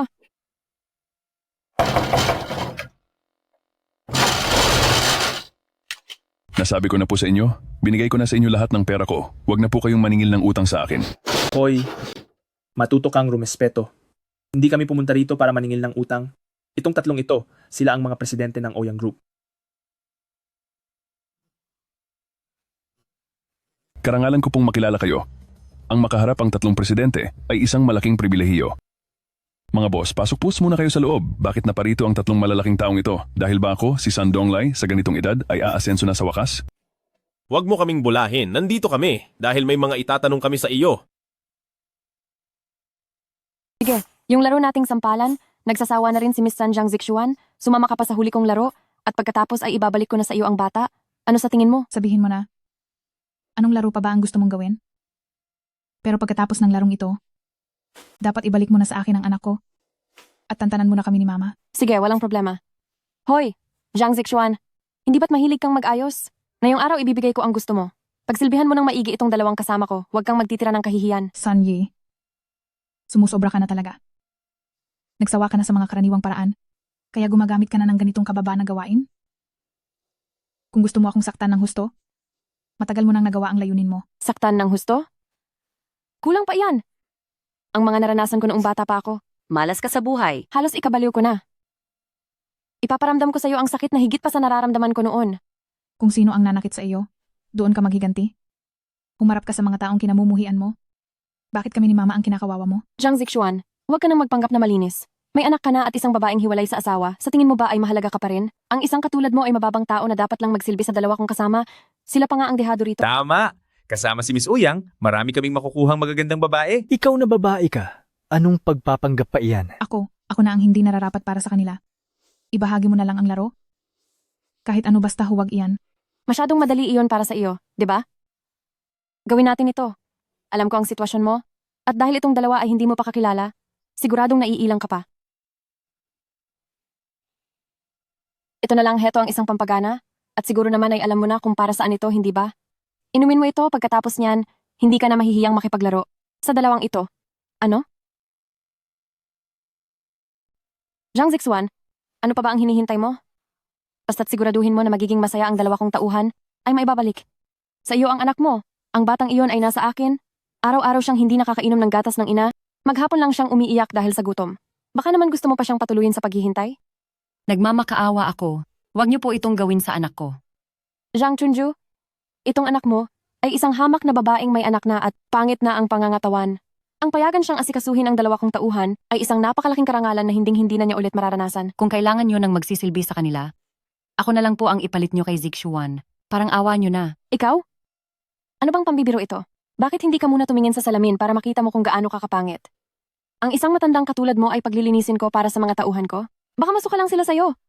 Makasama ang isang matandang hukluban? Hay, maiisip ko palang babangungutin na ako. Napakadiri. Ikaw? Isang matandang sobrang pangit? Huwag ka nang magpatawa rito. Umalis ka sa harap ko. Aray.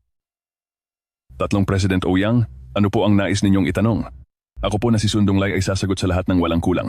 Sandong Lai, balita namin ay lagi mong sinasaktan ng iyong anak at asawa? Iyon po. President Ouyang, bakit niyo po naitanong yan? Ito po ay isang pribadong bagay para sa pamilya namin. Anong pribadong bagay ng pamilya niyo? Alam mo ba na ang babaeng sinasaktan mo ay ang aming si Ouyang Group, ang kapatid naming nawala ng maraming taon, ang mayamang si Ouyang Qian na siya ring kinilala mong anak na si Sun Yi. Ang si Sun Yi, malinaw na siya ay aking tunay na anak na babae. Kailan pa siya naging si Binibining Ouyang? Huwag kang magmaang-maangan sa akin. Nawala sa amin si Qiang Qian noong 8 taong gulang pa lamang siya. At ikaw ang kumuha at nagdala sa kanya sa bahay niyo. Ako. Totoong hindi po ako nagsisinungaling. CEO, si Sun Yi, ay anak namin ng dati kong asawa. O inalagaan ko siya mula pagkabata. Hindi ako nagsisinungaling sa inyo. Tunay ko siyang anak. Baka po nagkakamali lang kayo? Sandong Lai, sigurado ka ba na lahat ng sinasabi mo ay totoo? Tinitiyak ko sa inyong totoo ito. Wala po akong dahilan para linlangin kayo. Sandali lang po, kukunin ko ang album ng mga larawan nang makita ninyo. Huwag. Iinumin ko na. Iinumin ko na. Pero, pagkatapos kong inumin ito, kailangang ibalik niyo sa akin ang bata. At mula sa araw na ito, huwag niyo nang guguluhin ang pamilya ko. Walang problema, isang salita lang ako.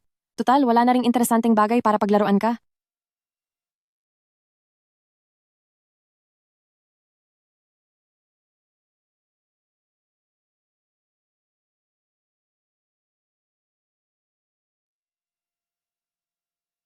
Bakit ang tindi? Nang talab ng gamot na ito? Pinipisil ko na ng husto ang binti ko para manatiling gising.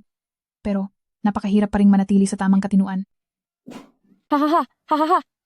Zhang Zixuan, huwag ka nang magsayang ng pagod. Ang gamot na iyan, bago ako pumunta rito, ay ipinagawa ko talaga sa isang eksperto. Habang mas nanlalaban ka, ay mas lalong titingkad ang talab nito. Mga kapatid, oras na. Sige at magpakasaya na kayo. Hindi kayo makakalampas. Hahaha. Wag. Pakiusap huwag. Ayoko. Huwag niyo pong gawin iyan sa anak ko. Ayaw nyo ah. Ang kulit mong matanda ka, nakakainis ka na. Miss Ouyang, Ano po ang gagawin sa matandang ito? Gapusin niyo siya? Dapat ay nakaharap siya sa gawin niyo. Gusto kong makita niya mismo ang sarili niyang anak kung gaano kawalang hiya. hehehe. Tara. Nanay, huwag po. Pakiusap huwag. Tumigil na kayo. Hehe. Little girl. Nandito na ako. Little girl. Huwag kang matakot. Aalagaan kitang mabuti. Mga hayop kayo. Mga hayop. Pagbabayarin kayo ng langit. Haze, hubad, bilisan niyo.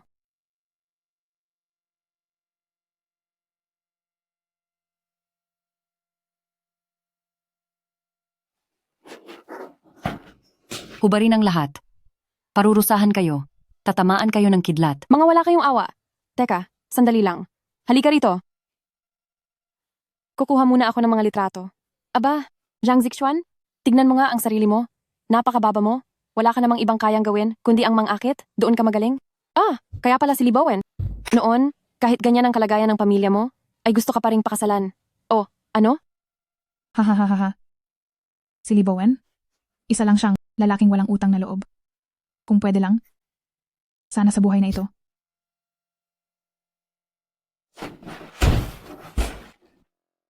Ay, hindi ko na siya nakilala kailanman. Pwede bang mag-focus ka na lang? Kasama mo ako. Tapos iba ang binabanggit mong lalaki? Nawawala ang gana ko sa iyo. Huwag niyo pong saktan si Zixuan. Pakiusap, huwag niyo siyang saktan. Walang makakapigil sa amin.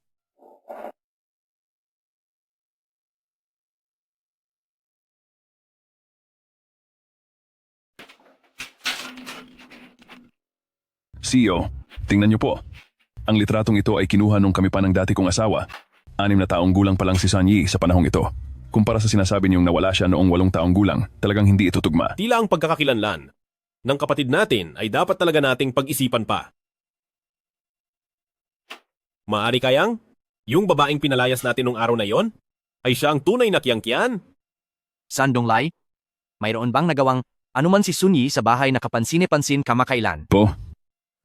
Mayroon po.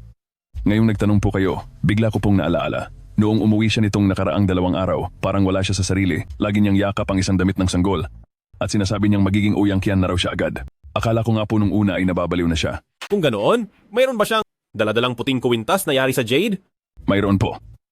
Dinala niya po iyon noong araw na pumunta siya rito. Napansin ko pong mukhang napakamahal nito, kaya tinanong ko kung saan galing, pero talagang ayaw niyang sabihin. Hala, President Ouyang? Ang batang ba ito ay nagnakaw po ba? Sa inyo? Ito ay... naalala ko na po. Tama po. Parang isiniksik niya po.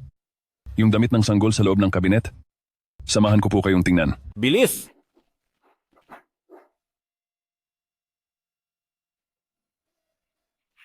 Narito na.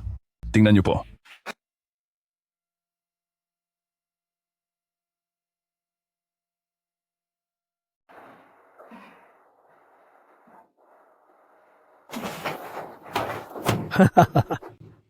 Wag. Zhang Zixuan, anong ginagawa mo? Gusto mo pa ba ang iyong anak? Wala kang silbing bagay ka. Pasensya na po. Ikaw na babae ka, nagawa mo akong sipain? Gusto mo na bang matapos ang lahat para sa iyo? Halikayo, buhatin niyo siya para sa akin.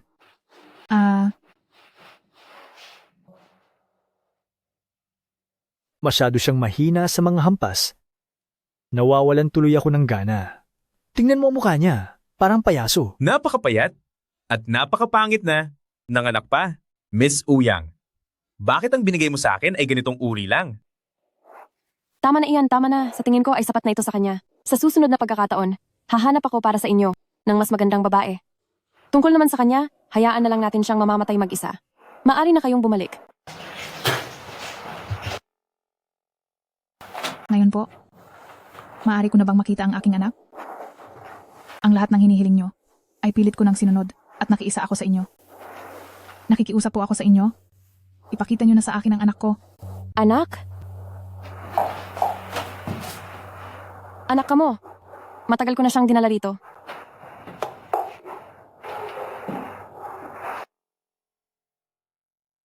Meron na, tingnan ninyo.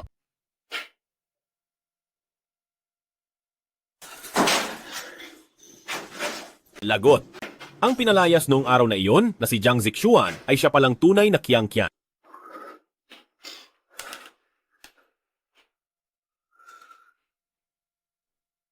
Walang sumasagot? Lao Chen, pumunta ka agad at sa cellphone ni Sun Yi, gamitin ang satellite positioning. Opo, i-check ko na po agad. Bata, matagal ko na siyang dinala sa iyo.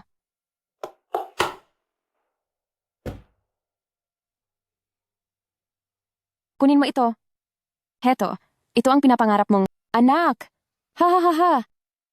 Ikaw, hindi ba sabi mo buhay pa ang anak ko? Gusto mo ba ulig makipaglaro sa akin? Sabihin mo, hindi ba isa lang itong bagong laro at makikipagtulungan ako sa iyo? Kung ano ang sabihin ko, paniniwalaan mo ba agad? Ano? Gamitin mo naman ang utak mo. Isipin mo ng mabuti. Ang bagay na iyon ay nahulog mula sa mataas na lugar. Paano iyon mananatiling buhay? Niloloko mo ako, di ba? Hindi mo pa rin ba kami papatahimikin? Sinasabi mong totoo iyon, di ba? Pasensya na, Zhang Zixuan, pero sa pagkakataong ito, hindi talaga kita niloloko. Ang abong ito ay talagang ang sa anak mo. Kung hindi ka naniniwala, gusto mo bang dalhin ang abong ito at kumuha ng DNA test?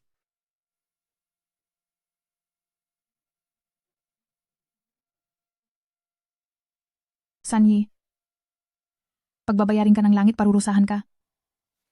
Zhang Zixuan, huwag ka nang magpakapagod. Matagal na akong nakapaghanda ng mga tao. Kapag handa na ang sasakyan, Ipapadala ko kayong mag-ina palabas ng ching-cheng. Sa buhay na ito, wag na kayong babalik kailanman. Ang anak ko? Anak ko? Sige. CEO, nahanap ko na si Miss Sun ay kasalukuyang nasa pamilyang Zhang. Lagot! Anak ko? Aking anak? Zhang Zixuan, tanggapin mo na ang katotohanan. Wala na siya at hindi na maibabalik. Tinulungan kita sa nangyari sa iyong anak. At para maibalik siya sa iyo, ginawa ko siyang abo. At ikaw, wala man lang ba akong pasasalamat na maririnig? Salamat? Dapat ba akong magpasalamat dahil pinagbayad mo ang aking anak? O dahil sa pag-agaw mo sa aking pagkatao? Para magpanggap sa aking pamilya? Sanyi, ikaw na ang pinakamasamang babae na nakilala ko sa buong buhay ko. Hehe, salamat sa papuri mo. Kahit gaano pa ako kasama o kawalang hiya, nakuha ko pa rin ang lahat ng dati ay sa iyo. Kung iisipin, talagang dapat akong magpasalamat sa iyong anak. Kung wala ang kaniyang dugo, paano ko ba mapapagana ang Jade na iyon? Ha? Ha ha ha ha? Tinatawag akong kabit ng lahat? Dahil sa iniisip nila na ginagawa ko lang ito dahil kay Li Bowen. Mga hangal. Ginagawa ko ang lahat ng ito para sa iyo. Hindi maiisip ni Zhang Zixuan, habang buhay, na ang dugo ng anak niya ang gumawa ng paraan para sa akin, upang maging tagapagmana ng Ouyang. Tungkol naman sa bata mo, hahayaan kitang mabuhay, dahil mabait ako, ipapadala kita sa ampunan. Paglalayuin ko kayong mag-ina. Nang sa gayon sa buhay na ito, ay hindi niyo na makilala ang isa't isa. Ang dugo ng anak ko? Walang hiya ka, nagawa mong gamitin ang dugo ng aking anak. Ay, nasilayan mo rin sa wakas? Napakalaking tanga mo talaga. Sinira mo na ang lahat ng iyong pagkakataon. Testigo, ang Jade, ang Phoenix, wala kang maipakita kahit isa. Kaya ang pagkatao mo bilang Ouyang, dapat lang na mawala sa'yo. Sayang na sayang, kahit pa marami ka ng alam, huli na ang lahat. Sunyi, ibig sabihin, ang pendant at ang Blood Phoenix, ay lahat ay pakana mo lang, hindi ba? Tama-tama. Sa wakas ay nahulaan mo rin. Pero, hindi ako sa tubig gumawa ng paraan, kundi sa mismong dugo mo. Naglagay ako, sa patalim na iyon, ng isang espesyal na pulbos, para lang ang dugo mo ay mabilis na mawala ng bisa. Plinado mo ang bawat hakbang, at ginawa mo ang lahat. Para lang makuha ang posisyon ni binibining pamilyang Ouyang, tama ba ako? Siyempre naman. Basta't para maging anak ni Ouyang, dapat ay may diskarte at talino. Kung hindi ay paano pa? Sa isang hangal na tulad mo, na masyadong mapagtiwala, ang kailangan mo lang gawin ay manatili sa baba bilang isang dukha.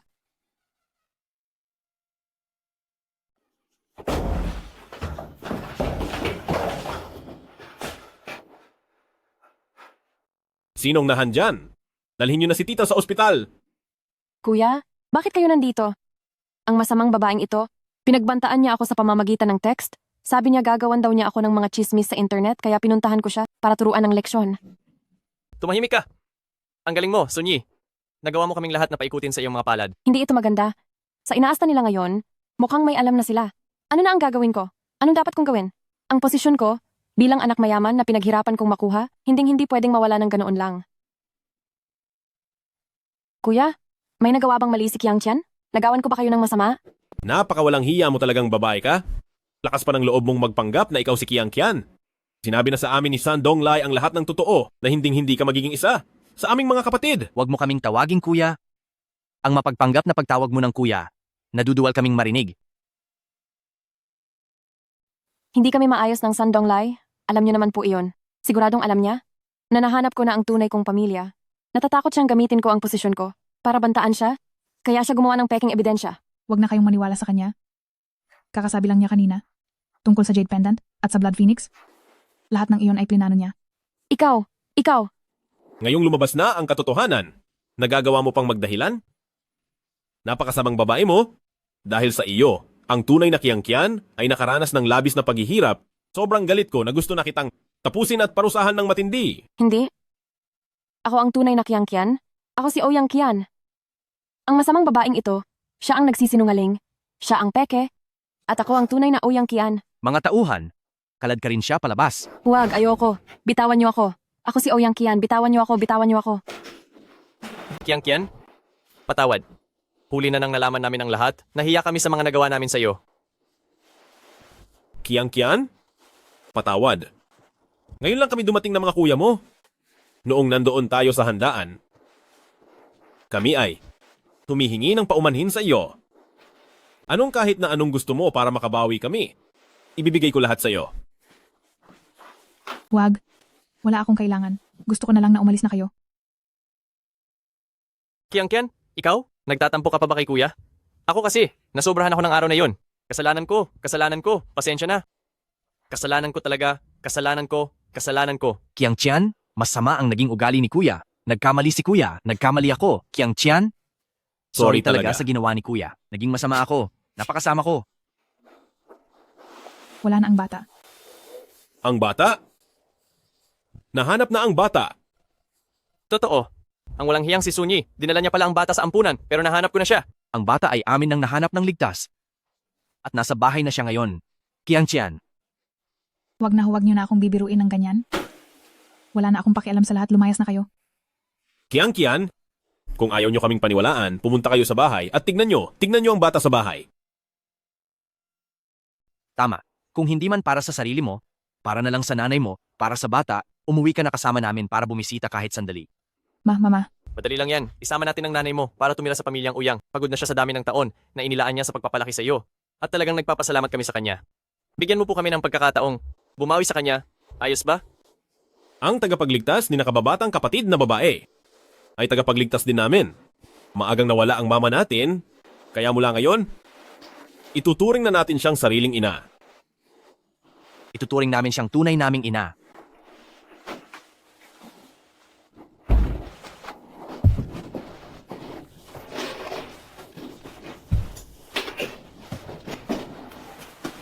Nakababatang kapatid na babae, umuwi na tayo.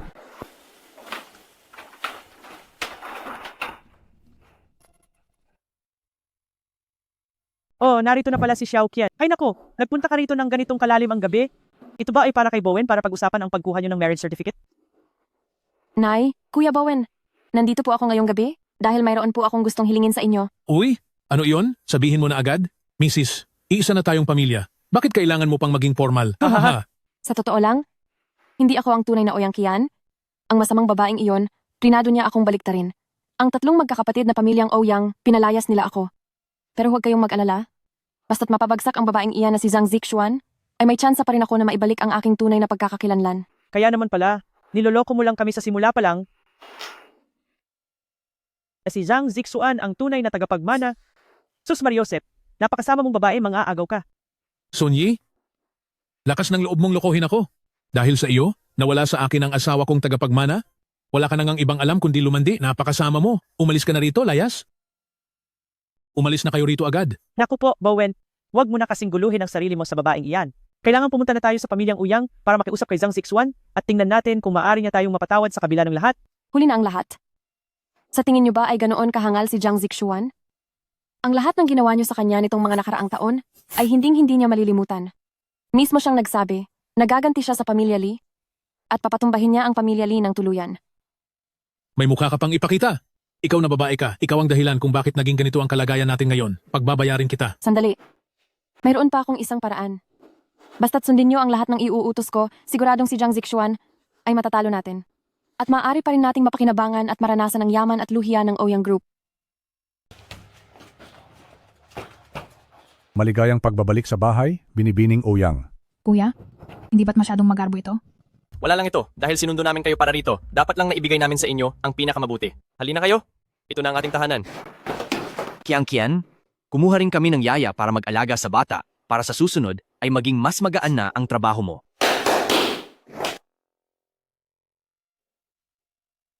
Xiaohao, masyadong mahalaga at magarbo ito.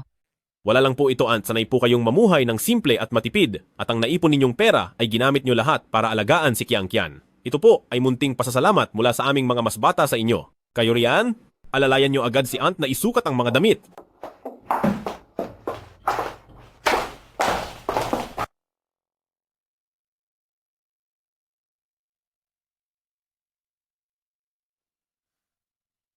Aunt, ang suot ninyong ito ay parang talagang ginawa para lang sa inyo. Alam ko na ang mga damit na ito ay talagang babagay sa inyo.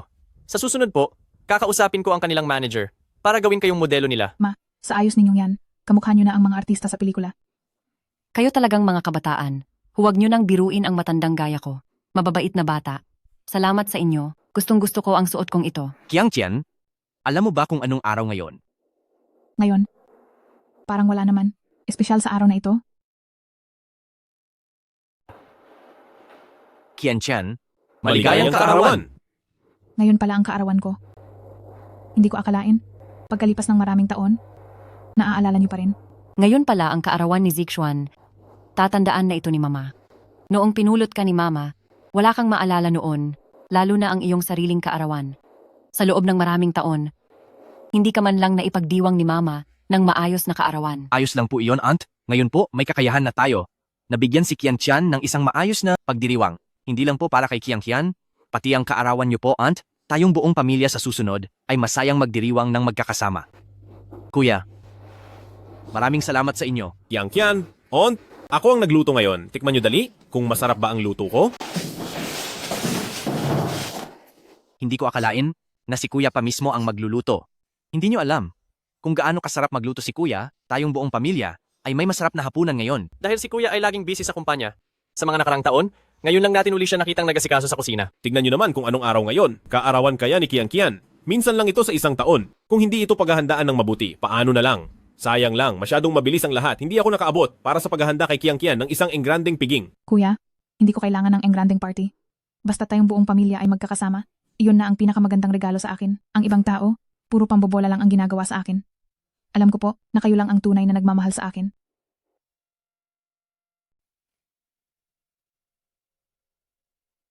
Kuya, bakit ang galing mo magluto? Sa tingin ko hindi ka lang pwedeng maging CEO, pwede ka ring maging master chef.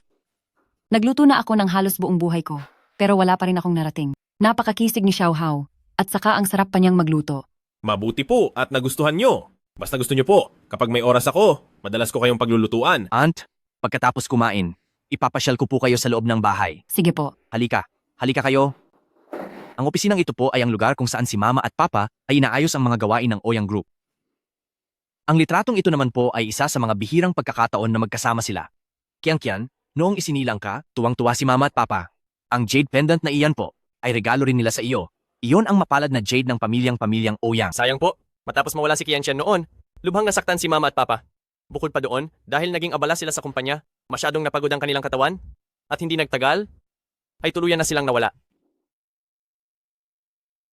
Pa, Ma. Sayang at bago pa man ako makabalik sa pamilyang Ouyang, hindi na kita nakita sa huling pagkakataon.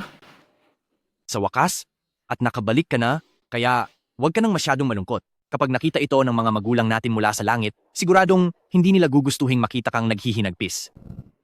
Nakababatang kapatid na babae? Ito ang selyo na nagsimula sa wala noong itinayo ni Lolo ang Ouyang Group at ito ay ipinamana na simula noon. Laging bilin ni na Papa at Mama na kapag bumalik ka, ay ibigay ito sa iyo. Kahit na ang selyong ito ay hindi ganoon kabigat ang halaga, ngunit para sa ating pamilyang Ouyang ay napakahalaga nito. Ang pagkakaroon nito ay nangangahulugang mayroon kang kapangyarihang pamunuan ang buong Ouyang Group anumang oras. Kuya, gayon din ang tiwalang ibinigay sa akin ni na Papa at Mama. Sisiguraduhin kong iingatan ko ang selyong ito.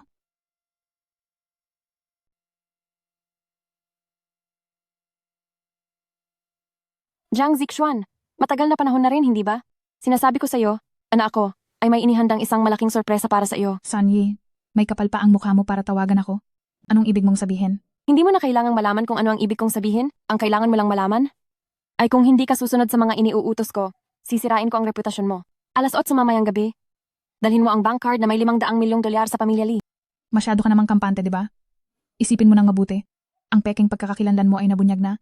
Ano pa ang ipangbabanta mo sa akin? Pinapayuhan kita na itigil na ang pag-aasal ng ganyan. Ano naman kung tagapagmana ka ng pamilyang Ouyang? Basta't hindi ka sumunod sa mga iniuutos ko, hindi lang ikaw, kundi ang buong pamilyang Ouyang, ay madadamay rin sa iyo. Sinabi ko na ang gusto kong sabihin, mag-isip-isip ka na lang. Bahala ka na sa sarili mo. Hello? Nakababatang kapatid na babae, anong nangyayari? Tungkol ito kay Sanyi, pinagbabantaan niya ako na kapag hindi ko dinala ang bank card na may $500 milyong sa pamilya Lee, gagawin niya ang lahat para masira ang reputasyon namin ni pamilyang Ouyang. Nakakagalit ito. Hindi ba niya nakikita ang estado niya? Isang impostora at isang ligaw na asong pinalaya sa bahay. May lakas pa siya ng loob na bantaan ang aking nakababatang kapatid na babae? Itong si Sanyi, ang alitan niya sa pamilya natin, ay parang walang katapusan. Wala talaga siyang hiya. Pinalayas na nga natin sa bahay, pero gusto pa ring perahan si pamilyang Ouyang.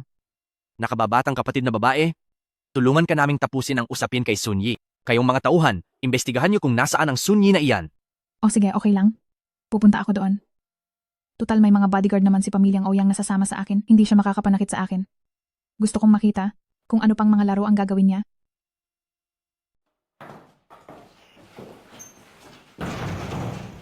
Zhang Zixuan, sa wakas dumating ka rin. Masyado namang mataas ang tingin mo sa sarili mo.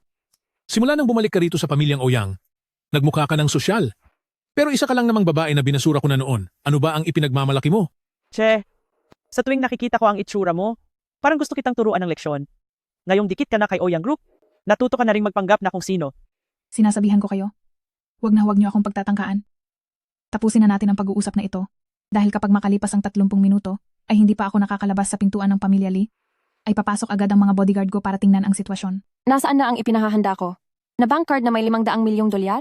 Dala mo ba? Huwag kang masyadong mabilis. Ano ba talaga ang gusto mong mangyari sa akin? Ang mapahiya at masira ang pangalan? Sabihin mo na. Anong masira ang pangalan? Noong lumuhod ka sa pamilyang Zhang at nagmakaawa, at ang video mo habang hinihiya ka, ay tinatago ko pa rin hanggang ngayon. Isipin mo, kapag inilabas ang mga iyon sa publiko, anong mangyayari sa iyo at sa Ouyang Group, ano na lang ang magiging kahahantungan nyo? Ito lang ba?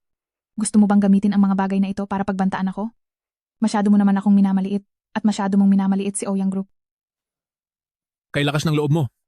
Kung malalaman ng iba na mayroon si Ouyang Group na isang babaeng mahilig makipaglaro at walang hiyang binibini, paniguradong ang dangal ng Ouyang Group ay tuluyan ng mapapahiya. Ang bank card ko, hindi ko dala ngayon. At kailanman ay hindi ko ito ibibigay sa inyo. Papayuhan ko kayo sa huling pagkakataon. Huwag na kayong magkunwaring matalino. Dahil sa paulit-ulit niyong panggugulo sa akin, sa huli, kayo lang din ang magsisisi. Wala talagang hiya ang masamang babaeng ito.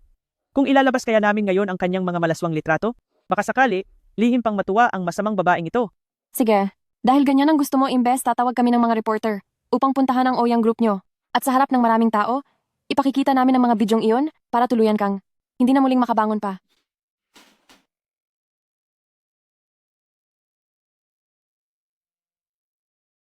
Binibining Ouyang, CEO, may masamang balita, may masamang nangyari.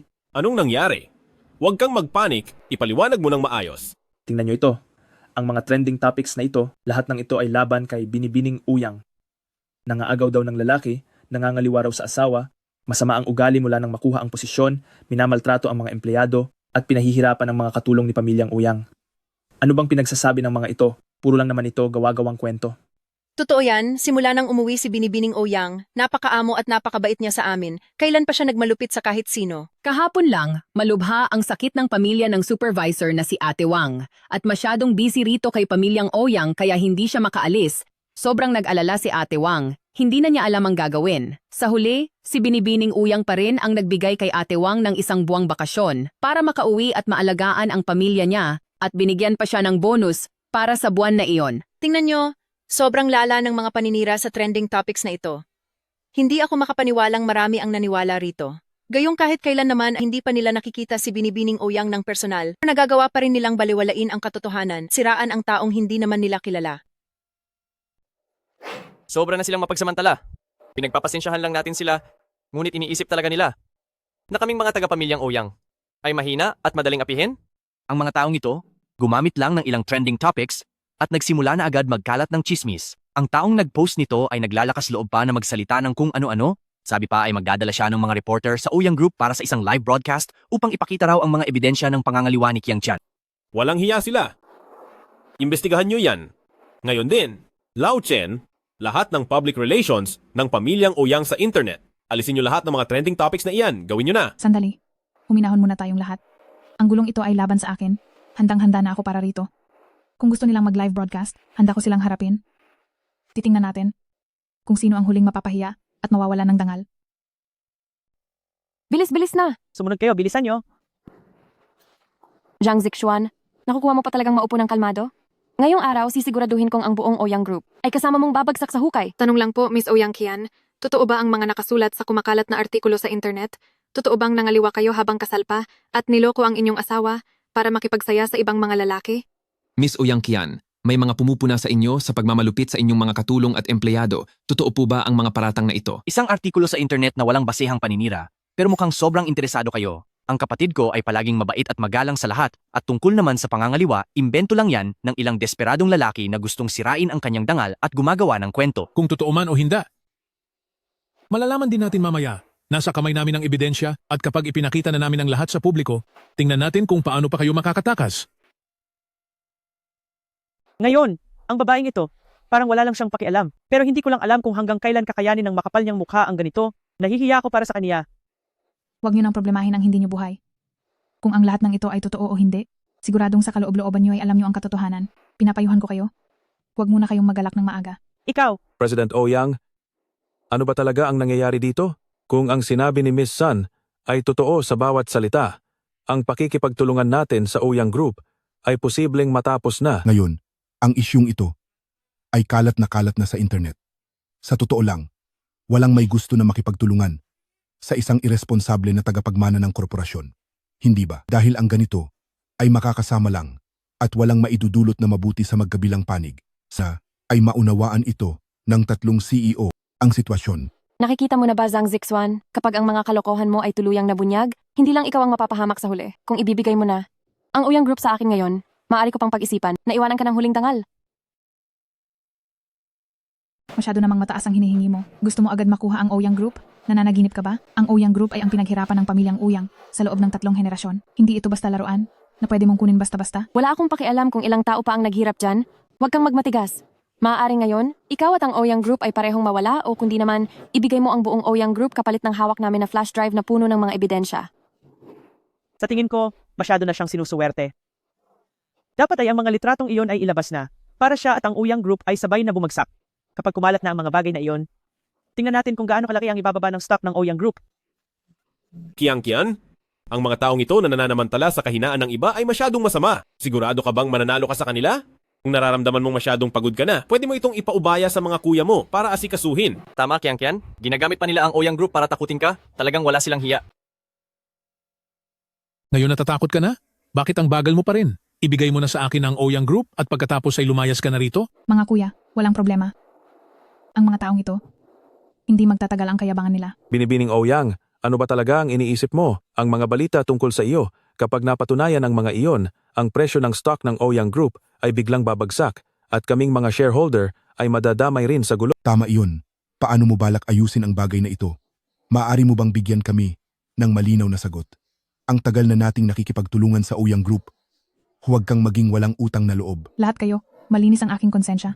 Lahat ng nangyari ngayong araw ay gawa-gawa lang ng aking mga kaaway para sa sarili nilang interes. Kayo na ang bahala kung paniniwalaan niyo ba ito o hindi. Kung sa tingin niyo po ay masyadong malaki ang panganib, maaari niyo nang ilipat agad ang mga share. Pabalik sa Ouyang Group. Ipapahiya ka na nga at itatapon sa kalsada, pero nagpapanggap ka pa rin na wala lang.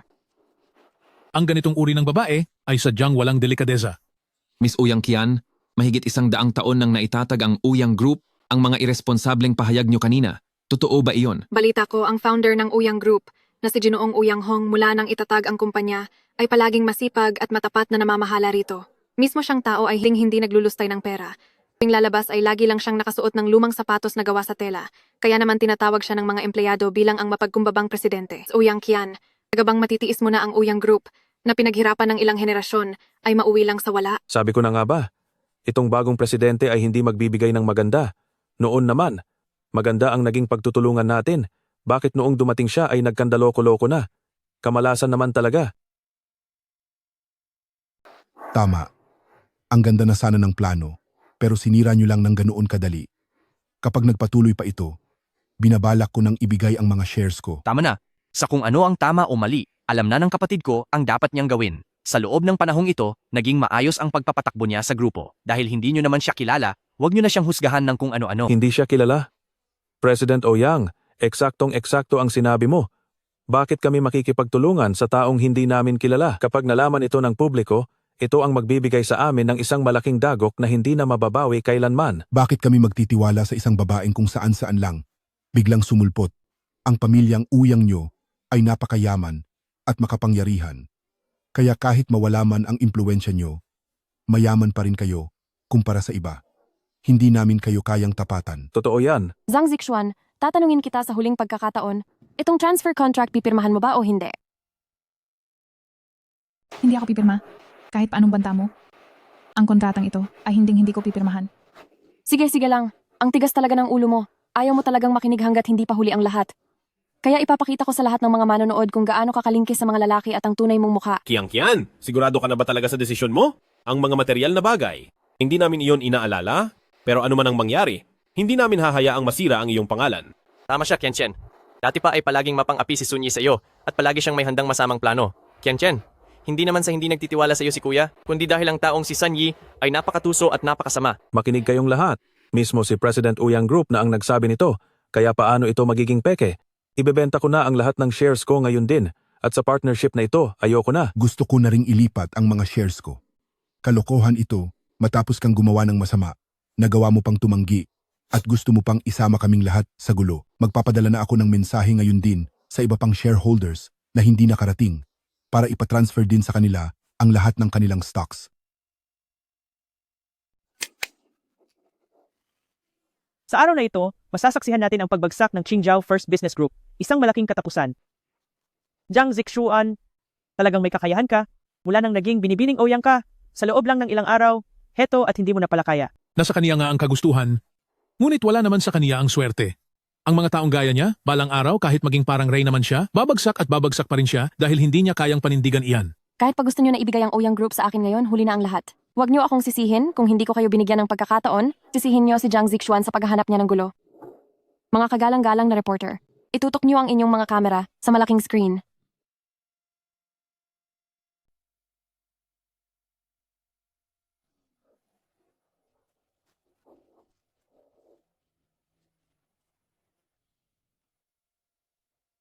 Bakit kayo nakatingin sa akin?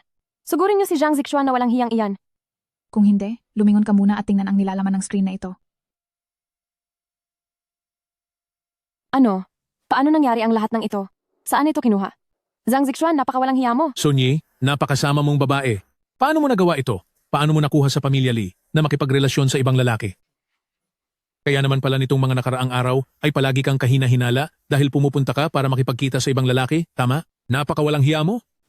Walang hiya ka. Kaya pala, matapos kang palayasin ng pamilyang Ouyang at lumapit sa amin sa pamilya Lee, ay puro ka tungkol sa Kuya Bowen. Iyon pala, isa ka lang babaeng pinaglaruan lang ng kung sino-sinong lalaki. Walang hiya ka. Kaya naman pala pinalayas ka ni pamilyang Ouyang ay para lumapit sa amin ni pamilya Lee. Kung tawagin mo si Kuya Bowen ay akala mo kung sino, pero ang totoo, isa ka palang babaeng pinaglalaruan lang ng kung sino-sinong lalaki. Peke ang mga litratong iyan. Gawa-gawa lang iyan ni Jiang Zixuan. Itigil nyo ang pagkuha ng litrato. Huwag kayong kumuha ng litrato. Lahat ng iyan ay hindi totoo. Tumahimik ka na, ikaw na walang hiya at masamang babae. Dahil sa iyo at sa pagiging kerida mo, ay nawalan patuloy ako ng isang mayaman at disenteng asawa. Ikaw, kung nagawa mong magtaksil noon, magagawa mo ulit magtaksil ngayon. Lumuhod ka sa harap ko. Lee Bowen, akala mo ba ay napakabuti mong tao?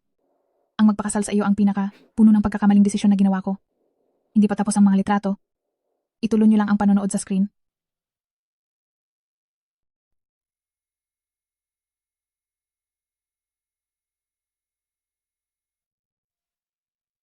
Lee Bowen, huwag ka ring magmadali na pagalitan si Sanyi.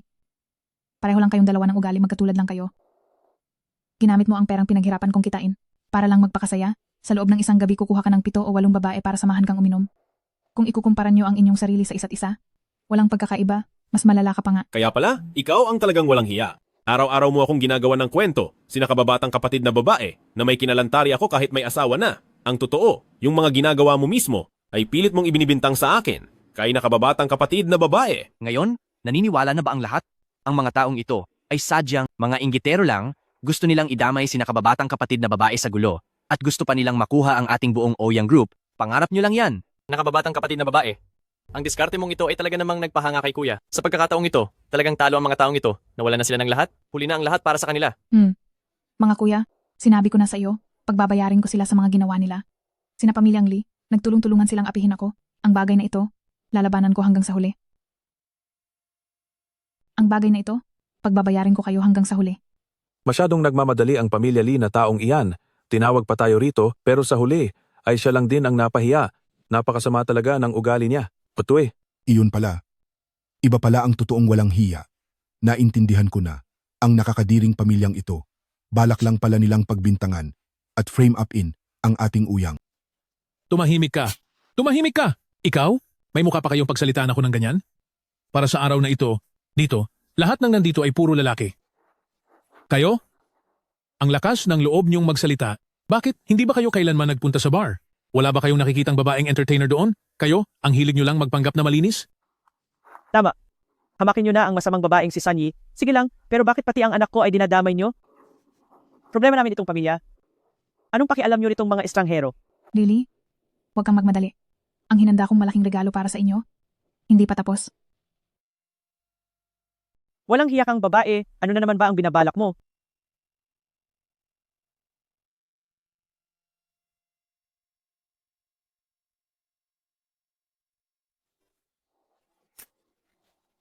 Lily, Libowen, pagdating sa galing mong magpaikot ng tao, ikaw na ina, ay talaga namang may malaking ambag. Isinama mo si Libowen noong nag-asawa ka ng 4 na ulit, at ang binibiktima mo ay ang mga matatandang mag-isa para nakawan sila ng kanilang mga naipong pera. Ikaw, hayop ka. Imbento ka lang ng imbento. Nakikipag-date lang ako, anong masama doon? Isang matandang dalaga na ako, kaya kung makipag-date man ako at humanap ng makakasama, hindi ba't normal lang iyon? Bakit kapag galing sa bibig mo, nagiging panloloko na sa pera ng insurance? Alam ko namang itatangi mo yan. Kaya nasa loob ng dokumentong ito, ang lahat ng naging kasunduan nyo ng 4 mong dating asawa.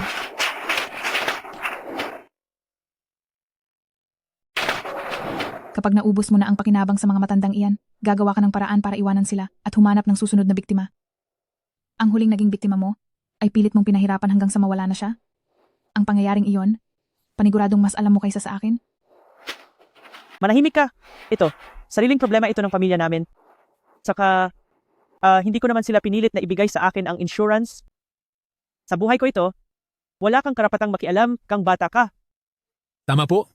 Tungkol ito sa pamilya namin, bakit kailangang imbestigahan mo pa ng husto? Ikaw, nais mo lang kaming pagbintangan. Para sa akin, lahat ng mga litratong ito, pati na ang mga dokumentong iyan, ay pawang mga peke lang. Lahat kayo. Ang totoong anyo ng pamilyang ito, sigurado akong lahat kayo ay nakikita na ng malinaw, di ba? Simula nang mapunta ako sa pamilyang ito, wala man lang kahit isang araw na naging maayos ang buhay ko. Araw-araw akong nagsisikap at nagtitiyaga para pagsilbihan ang mag-inang ito. Pero sila pala ang mga tunay na abusado. Ang pamilyang ito, gaya ng inaasahan, ay walang mga kwenta. Ang isa ay mas malala pa sa isa. Nagawa pa nilang umasa na mapapaalis kami sa Oyang Group. Tama ka. Ano? Oo, tama. Tungkol sa pag-promote ng stock noon. Nasilaw lang kami sa mga kasinungalingan ng pamilyang ito. Hindi iyon bibilangin. Hindi talaga bibilangin. Ha ha ha.